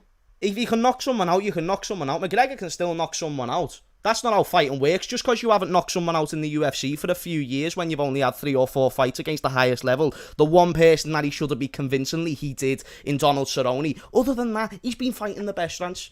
He fought Khabib, and Khabib caught him with that shot based on the fact he was anticipating another takedown. It weren't because Khabib's a better striker. Get both of them in a boxing ring, you'll see who the better striker is. Get Poirier and McGregor into a boxing ring, you'll see who the better striker is. McGregor can't box, innit?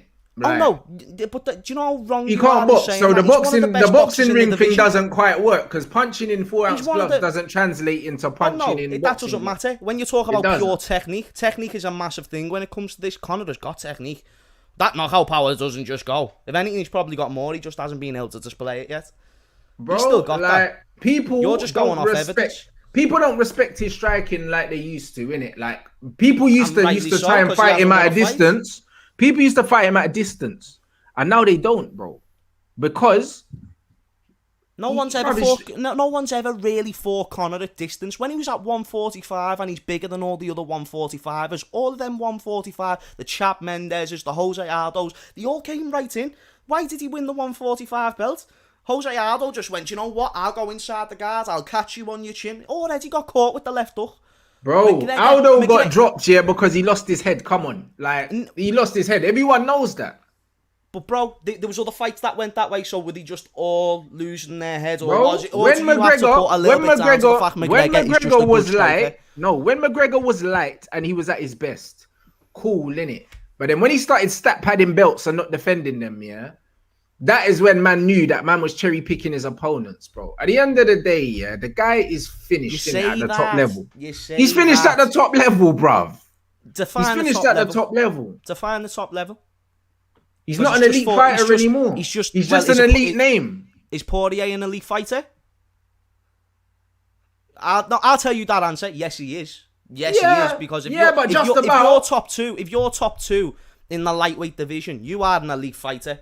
I don't care what you... That is one of the most stacked divisions within the UFC. You could go to number 30, and that is a world championship caliber fighter. And Poirier is the second best in that division, besides Khabib, who is now retired. And Poirier fucked him up, bro. But he also got fucked up. You're laughing, bro, like I've got no point to my argument. But Poirier also got fucked up. I'm not even trying to be a McGregor fanboy, you know, people. Again, I've just said myself, I do not think Conor's done, bro. But you've just said to me, he's not good at boxing no more. He's not. He's done at the highest level. Define the highest level, bro. Nobody respects this guy's power. If he fights, top five, the top fighters you've got to UFC, respect he his loses power. all of them. But he doesn't though. Do you know who's in the top 5 Who of the beats UFC? him? Do you know who's in the top 5 of the UFC? Who beats him? In what division? Because you're saying he should fight Masvidal, yeah? Do you know what I'm saying? You're saying he should fight all these guys, bro. You're saying he'll beat Gaethje. I think Gaethje will fuck him up. I never said he should. I am saying to you he could, because you asked me the question, what fights are left you said he would beat Gaethje, bro. Gaethje would fuck him up. I think stylistically that's a great fight for McGregor. I really do. I think Gaethje would maul him. Stylistically, I think that's a brilliant fight for McGregor. I'll tell you now. Honestly, mate, the way Gaethje fights, he'll be game to stay on the feet, mate. I'll tell you that for free. And McGregor is He's a more precise striker than Gaethje. You can talk about volume, but precision, bro. There's no one in that lightweight division actually better than McGregor. Yeah, based but on we're talking precision. about McGregor 4 or 5 years ago. We're not talking No, about no, no, Conor no, no, now, no, no, though. no, no, bro. I saw the first rounds against Poirier. I saw it in the first rounds against Poirier. He's still got that precision. You can see in a moment that they've still got. Yeah, He but just I hasn't don't had the chance believe to that show it. but I don't believe the snap is still there, though. Do you know what I mean? You can say But it's precision, been yeah, but proven. bruv, man don't It's been respect the proven. bang like they used to respect the bang, bro. Like man used to literally But he's facing be the highest level fighting of fighters. Conor and not want to trade Can with we him. just Now man are can we- walking him down, bro. Like why are man walking him down? No, you're saying man like this. He's lost his last 10 fights. Poirier walked him down. Conor McGregor fucked up Donald Cerrone like he should have, and Khabib walked him down. Other than that, he lost the first fight to Nate Diaz, which was a whole nother division. He went from 145 pounds to 170 just to get a fight. So this idea of ducking fighters is also kind of incorrect, to be fair to you, Rants. And I'm not even a McGregor fanboy. I'm just saying to you, he lost the first fight to Nate Diaz, dropped him like 5 times and comfortably won the second fight. He got a little bit tired towards the end, but still, he won, in my opinion, unanimously. Afterwards, as the thing with Floyd Mayweather, stays off for a couple of years, then fights Khabib, he loses. Oh, whoop-de-doo, no one's ever beat Khabib before anyway. Actually done the best against Khabib as well. Out of the Poiriers, the Gaethjes and stuff like that, McGregor done the best. Then he fought Cerrone, comfortably beat him inside 40 seconds. And then he fought Dustin Poirier twice, who again, as I've just mentioned, is top 2 in this division. Poirier beat Khabib. him and would have With beaten him Khabib. again, even if he hadn't broken his leg, innit? I don't believe the hunger's there. It does not mean that. But you're saying he's done. It does not mean he's done. Bruv, listen, you know what done is, James, do you know what done is, yeah? Do you know what done is? Even Jimmy Manu has said, but even Jimmy Manu has said it. Jimmy Manu has said it as well. To say that, like, so who came out? It was Bilal Muhammad. He came out and said, oh, McGregor's got no ground game, this, that, and the other. Manu was like, you do know you can just have, like, you know, a day where it's not your day. Like, this is the way fighting works. You just, you know, the best fighting the best. Anything can happen. You're fighting Dustin Poirier, bro. He's not fighting a say bum. that, yeah? You can say that, but listen, yeah? The thing is with Conor McGregor, yeah? The biggest weapon that he ever had was his air of invincibility. Now it's gone. Do you understand what I'm saying? It was his left hand. Yeah, exactly. People used to be scared of that, and now they're not. This is what I'm saying to you. What people are you talking about? What people are you talking about? What people are you talking about? The people that Cerrone matter, was still scared of it. The people, because Cerrone was still scared of it. Khabib, do you think that Conor McGregor is ever going to hold another title in UFC, or is he just fighting to pick up money now? No, he's at, bro. Why would McGregor be fighting to make money? He's made money. He's got a fucking whiskey brand. So what's he fighting for then? So what's he fighting for? You're proving my point. Carry on. How am I proving your point when he's got no more? He's got no money to fight. Well then, so if he's not fighting for money, he's not motivated to fight anymore. He'd only be fighting for legacy, and all the legacy fights he will lose. That's your opinion, though. That's really a matter of your opinion. That's not factual, and I'll tell you why it's not factual. You can be driven by fulfillment. Money does not fulfill you in life at all. I am someone who is not driven by money. If Conor has a similar mindset that he's not driven by money, then I absolutely get why he's still fighting. Why would you want to just sit on the career that you've had when you're only 32 years of age? Why would you just want to sit on a whiskey business that might be doing well, but it doesn't give you proper fulfillment? Because it's not something that you're really achieving. There's no other game like the fight game. And Conor McGregor, right, Rants, he is someone who embraces the fight game. The fight game isn't what it is without Conor McGregor now. So, regardless whether you think he's washed from up, an entertainment standpoint. No, but I love technique in fighting. It's my favourite thing to watch out for. Above entertainment, above this, that and the other. You can see, my man has still got power. He's just not fighting bums. Put him up against number 7 in the division, number 6, even number 5 and 4, and watch what happens. But when you're putting him up against the best in the world like Poirier, who doesn't get knocked out, he hasn't been knocked out since he moved up to lightweight division, because the first time that him and McGregor fought was at featherweight. Bro, it's a bit too easy to say, oh, he's done because he lost let me give you Poirier and Khabib. Let me break it down to you, in football terms, so maybe you can understand where I'm coming from. Before you do, look what my man, because I understand. You just said he's done. You said done doesn't mean Conor's shit. It means that he's not elite anymore. Put it this way: When Yeah, when well- I say in football terms, yo, you know what CR7's done. That don't mean he's shit. You know what it means? Yeah. That's like you saying, oh yeah, put him in the Europa League. No, bro. I'm saying fuck that. Like fuck the Europa League, bro. Done. You can't say put man in the Europa League, you'll still mash work. That's not what the conversation is. The word done. You're saying if you put Conor McGregor in the Europa League, he's still gonna bag. No, I'm not. I'm not saying that. I'm saying that's what you're saying. I'm not, because he can still beat Poirier. He could beat the champ. He could beat the champ Charles Oliveira. Yeah. I don't think he beats. I don't think this guy wins another title. Fine, but he can. Whether he does or he doesn't isn't what I'm saying. Of him anymore. Whether he does or he doesn't isn't what I'm saying. I am telling you, he can. He has got the ability there. Whether you think he does or he doesn't, he can. He has got the ability. He has got that snap that you said he's lost. You don't lose the snap. Bro, that thing of where you knock people out, he's still got that. Very comfortably, especially at a bigger weight. Since he's moved up to lightweight, he fought Eddie Alvarez, beat him comfortably. Khabib, lost. And Poirier twice. That's 4 fights against the best of the best, scattered across multiple years. And one, you say done. You say done. Yeah, he won 2 of them fights. Yeah. Oh no, sorry, he lost 3 of them fights. He won 1 and lost 3 of them. But again, take into mind the opponents, and then also take into mind that he's still got the skill set to beat some of the other best fighters. Yeah, Chandler and Charles Oliveira fought for the belt in the last fight to replace who was going to overtake Khabib. Poirier and McGregor, the winner of that was to face the winner of that fight. Chandler dropped Charles Oliveira in the first round and nearly finished him. McGregor is a much better striker than a Chandler. If he gets that left hand onto Charles Oliveira's chin...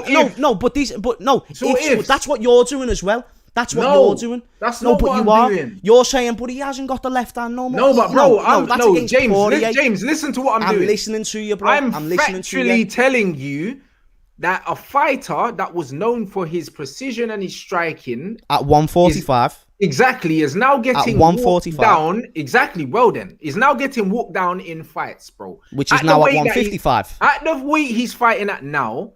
Yes, he's against the best fighters in the world, which he's still competing. It's not like just a one-sided fight. Yeah, but you're saying he's still competing, bro. Like, that's saying, oh yeah, challenge for the top 4. Yeah, it was close, bro. Like, no. No, it's not. No, it's not. No, he's it's not. Because if he was fighting, if he was the weight division that he's in right now. If he was fighting number 5s, if he was fighting ranked number 5, and he was getting battered by the way he is like Poirier, and again, he still give Poirier a good fight, then fair enough. But this is the number 1 ranked person in the division. This is someone who has been on a 10-fight, 12-fight winning streak. Bar Khabib, bro, it's no scrub. Right, you're saying the way you said done before you say your thing. I'm just gonna say this last thing and then I'll shut up.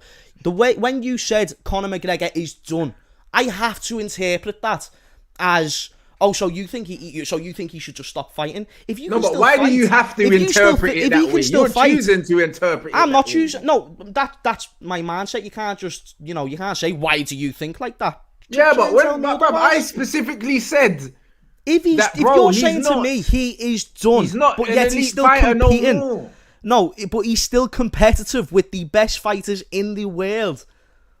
Then I don't understand that. But that's fair enough. What's the point of being competitively beaten? And the chat's opinion. That's fair enough. What's the point of being competitively beaten? That's like saying Amir Khan's still competitive, in his league, bro. It's not in his division because he's up 4 rounds before he gets knocked out. You don't have to win. You don't have to win every single fight to prove to yourself that you're the best.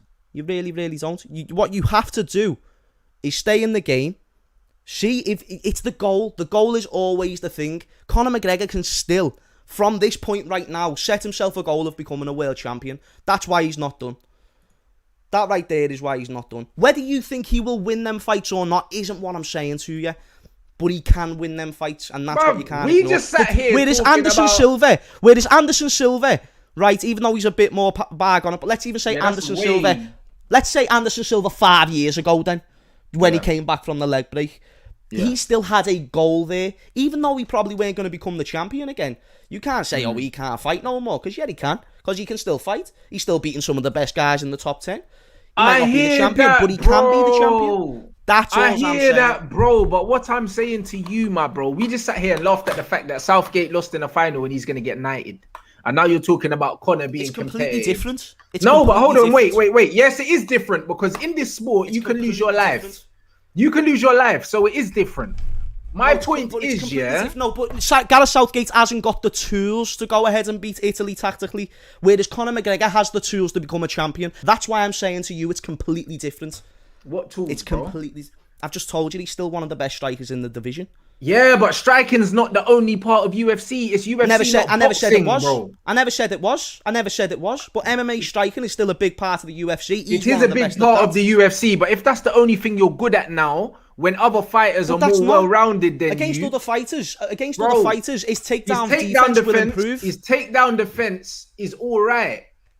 I know, that's what I agree. If you've got all right takedown defense and then one of the best striking in the division, then you can still get away. It's like Khabib. He's got world-class ground game and then he's got all right striking. But the reason why he can get through is because he knows how to manage it. Not everyone is going to be undefeated like Khabib. Otherwise, everyone will be a failure. Bro, I know that, but bro, do you know what I mean? You got to understand, the fight game as well, is very psychological. This guy's got a broken leg now. The guy's tapped like a little pussy.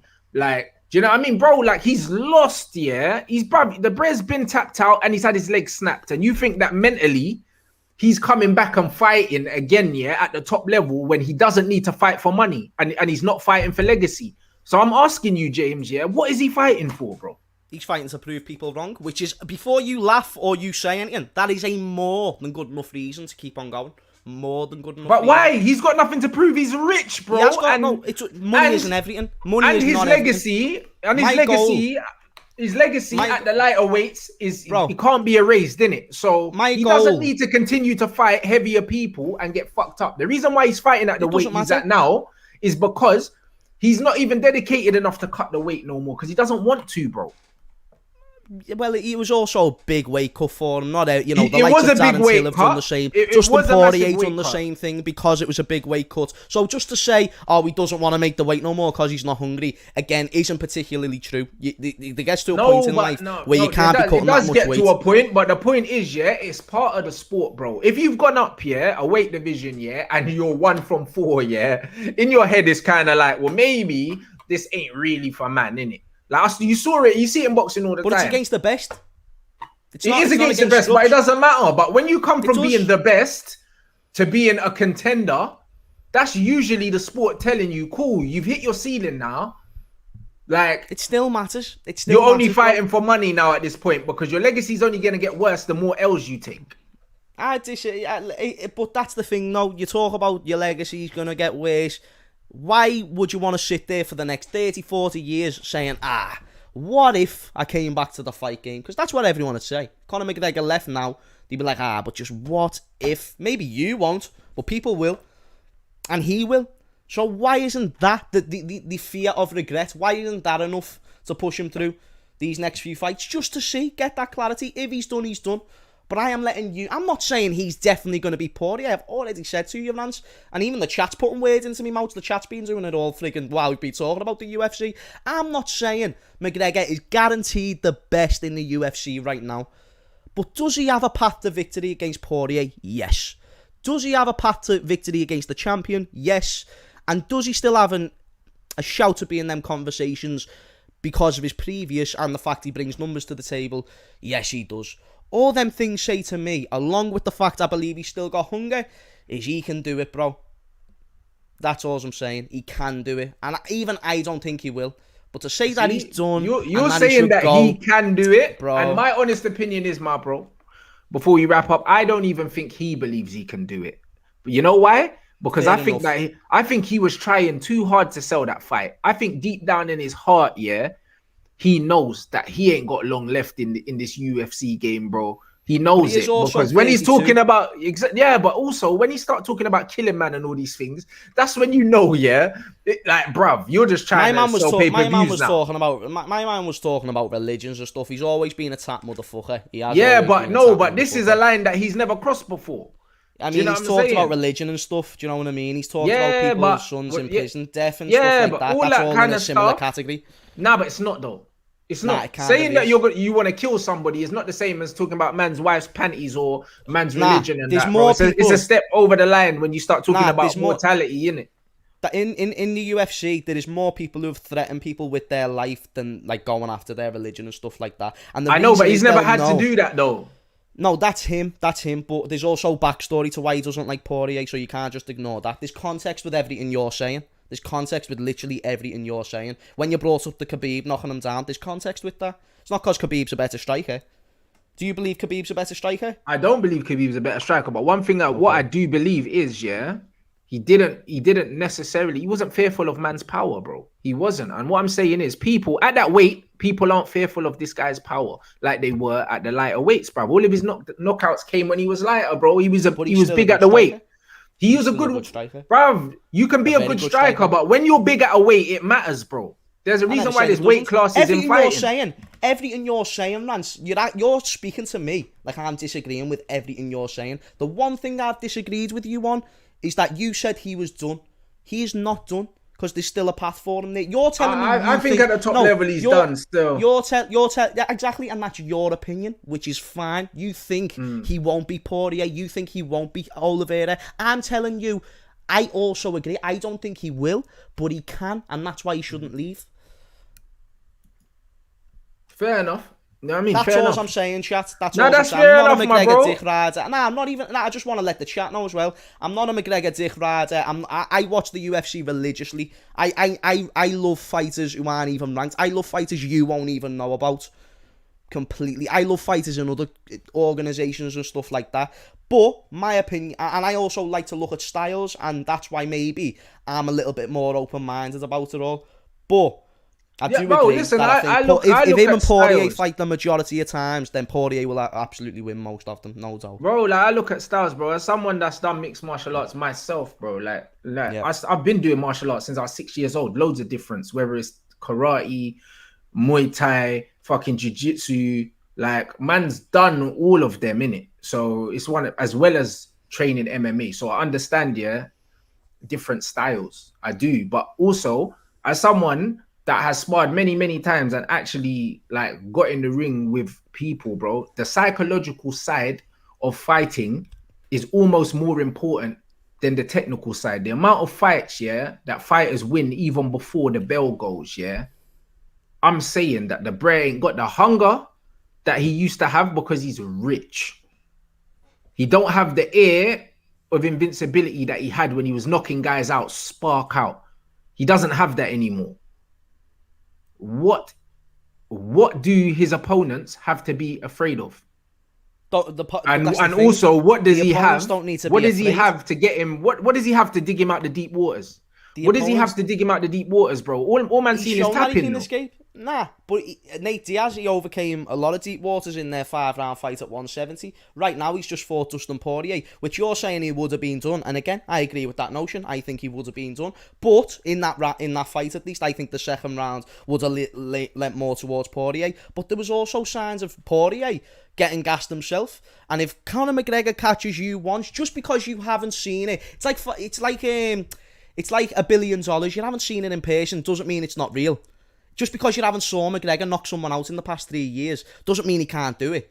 He can still knock people out. He'll still be doing it. It doesn't mean he can't do it. The difference between if you were a betting man, you wouldn't put money on it. Nah, you brought up you and your experiences. The difference between you and McGregor, one, I don't know how much of like a knockout merchant you are, but he probably knocks out more people than you do, just based on percentages, because again, he's very good at that level, right? And another thing, he's been a damn world champion. You've been sparring in gyms. But bro, knockouts are not about power.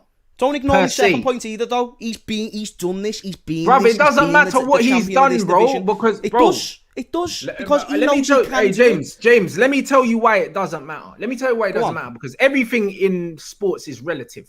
Everything is relative. Yeah. Whatever level you're fighting at, you'll be fighting at people at a similar level, innit? That's how it works. So whether you're just an amateur boxer at a boxing club, you'll be fighting against other amateurs. You're not going to be fighting against pros, innit? So whatever your experiences are amongst your peers at the level you're fighting at is still valid. It doesn't matter. Do you know what I mean? The fact is, at the elite level that he's fighting at the moment and his opponents, in the last 5 years, he ain't done nothing for anyone to be scared of. Man are scared of shit that he did in another weight division. No one cares about that at the top level because they're training as hard as him, if not harder than him. Why should Conor McGregor care about what other people think?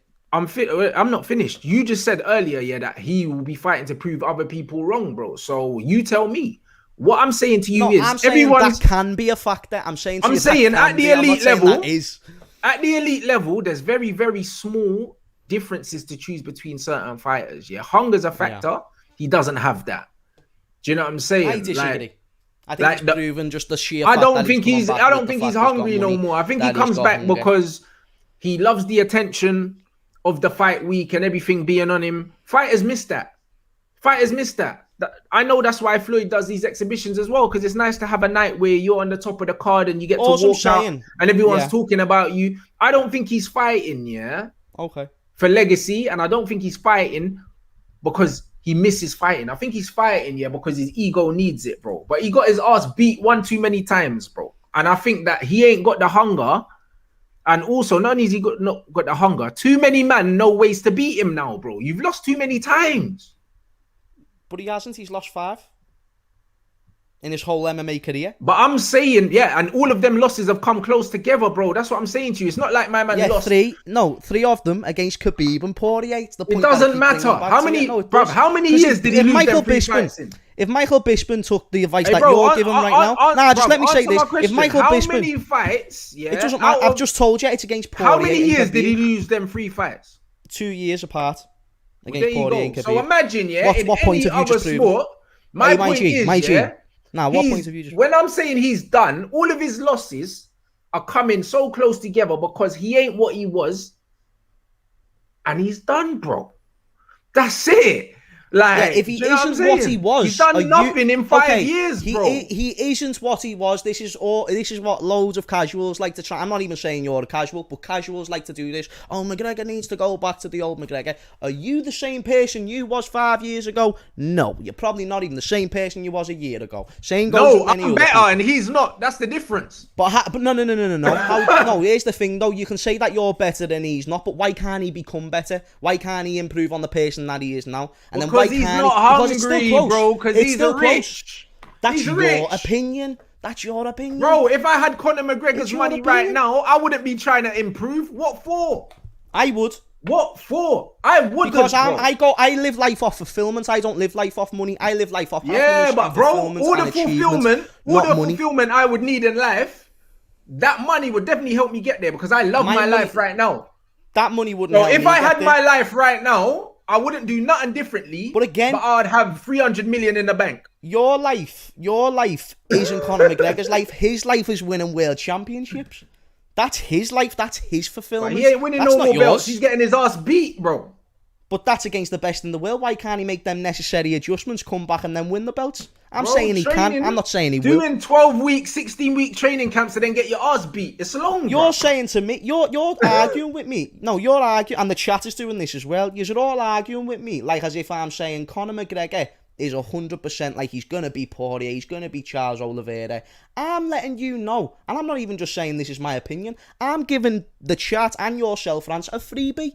He is not done, because if he was done, then that would mean there's no path to victory for him against Poirier. That would mean there's no path to victory for him against Charles Oliveira. When there is, all he needs to do is win a Dustin Poirier, which is a big thing to do, but that's all he needs to do to put himself back in that title picture. You're saying he'll never be a champion again. I think he gets 100 million. I think he gets 100 million to box Jake Paul and he takes it. I will happily bet you money that's not his next fight. I'll happily do it. I'll put chest on it as well. Okay, like, bro, how much? Will not. How much do you want to put on? I don't know. Like, bro, you're the one that's in your range. I'm skint, but I know exactly what will go. We're not doing the my range thing. You have to pick a number because you're sure that you're gonna win, innit? So I'm very confident that it will. I don't think we're seeing Conor McGregor in the UFC again. And I think is this what we're saying? You see after the necklace thing with the Conor McGregor thing and then sending it to Poirier, talking about the broken leg. I think Conor McGregor's done, bro. I beg you, clip this. Go ahead then. Do you want to do 100 or 50? No, we can do 100 if you want. Let's do 100. We can do 100. Nah, let's do 100 in it. Nah, come on, people, get this clipped. Get this clipped. So Bro, you can clip it, bro. £100 is life change, bro. Nah, because I know that I'm gonna win this because that 100's gonna be nice for me still. So yeah, this is the way we'll do it. £100. That's light, bro. Nah, it's right, my G. Nice one for that. Gonna need that. That'll be a night out or something. You know what I'm saying? So lad, this is the way we'll do it. We'll go. So if he doesn't fight in the UFC again, so let's say his next fight is a Jake Paul or even like Manny Pacquiao. I'll even give you Manny Pacquiao. Then not Manny Pacquiao. I believe that was his last UFC fight. Yeah. And when are we gonna find that out? Because by the time his leg heals, he's not fighting for the next 2 years. This is why I'm saying, because if when are we gonna find this out? Because he's not fighting for another 2 years. Because it's gonna probably he'll fight. Oh no, he'll fight in 2. He'll be back in 6 months. Nah, bro, he snapped. No, he'll be back this clean. year. He's gonna be back fighting this year. No chance. Chris Weidman broke his leg 6 weeks ago. He's already walking again. He'll be back. He's walking again, but he's hungry to fight because he's broke. He ain't Conor McGregor. But money isn't everything. Your it is to Conor McGregor, bro. It's not. That's the picture that he perceived. His thing is fighting. You know what I'm saying? His thing was money. My man said it's hard to get up and go for runs at 4 a.m. when you're sleeping in silk pajamas, bro. Conor McGregor don't need to come back straight away and fight. Right. He's rich, bro. And that's absolutely right, only in some cases. Your life isn't the same as my life. His life isn't the same as anyone. It's like Conor McGregor is Conor McGregor. He's doing things you're not. He's doing things differently. It's just the way it is. He's lived his life differently to all of us. So this is what we'll do, James, yeah? Go for it, my G. It is July 2021, yeah? It is. I bet you £100, yeah? That this guy doesn't do any fighting of any sort, yeah, before the end of 2022.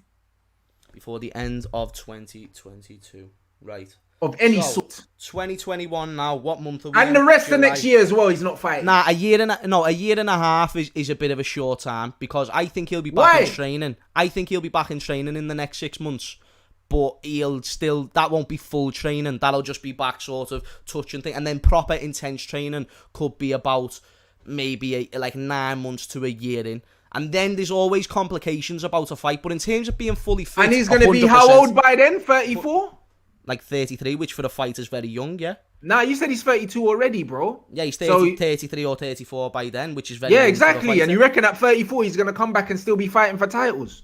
He could... well, if he fights it's poorly, not happening, then he's James. Still close to the range. Cool, it's not happening. It's not happening. We've bet it. I guarantee you, yeah? So if his next fight is in the UFC, I win a ton. And if his fight isn't in the UFC next, then you win. That's fine. And when he signs for WWE, I'm going to be pissing myself. Nah, say less. You know what I'm saying? That's fine. We could do that. He's not fighting. He's not fighting before 2023 money, in any sport. Easy money, yeah? In any sport. My man broke his leg clean. I beg you show man a picture of this guy's leg because I think he's forgot, you know. Nah, Chris Weidman's was worse and he's already back. But Chris Weidman needs the money. Conor don't need the money. This brother's Ronda Rousey, blood. He'll be in the next Avengers film. And Conor McGregor has better medical staff, more than likely. So that's another reason why I think he could be back. It's facts, bro. It's facts. Nah, hey, it is what it is, innit? Like, you might have seen the bet anyway.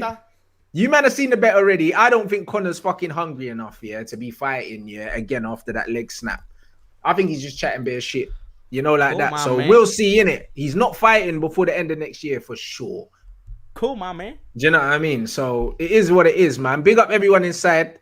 Make sure, yeah, you click the hyperlink, yeah, in the title. Also, yeah, you man put the timestamp here for when the UFC fight talk starts as well in the show, in it, so people can see it in it. Obviously we'll be doing more of these anyway for sure. Yeah, we'll have to start having a little like fight segments at the end. We'll definitely have a fight show. We'll definitely do a fight show, 100%. You know, like that, whether it's boxing or UFC, whatever. Do you know what I'm saying? So, like, yes, 100%. Make sure you man follow me on Twitch as well, because there's definitely going to be more exclusive content on there, probably starting from the start of August, to be honest, guys. You know what I mean? Just got to finalize a few things. So make sure that you're following the Twitch so you don't miss out on anything. The guy that just put a message in there saying, can I mod him? I swear I modded you already, bro. I'm sure I've modded you already. So big up everyone. Make sure you follow James's channel. The link is in the description. What else have you got coming up, my bro? I posted the Redmond Roundup yesterday if people want to go and check that out, and there'll be one out tomorrow, so go and keep an eye out on that, people. Appreciate the support on this one yet again, and another good show, lads. Come on, Another man. one in the Always. bag. Always. Like that. So big up everyone inside.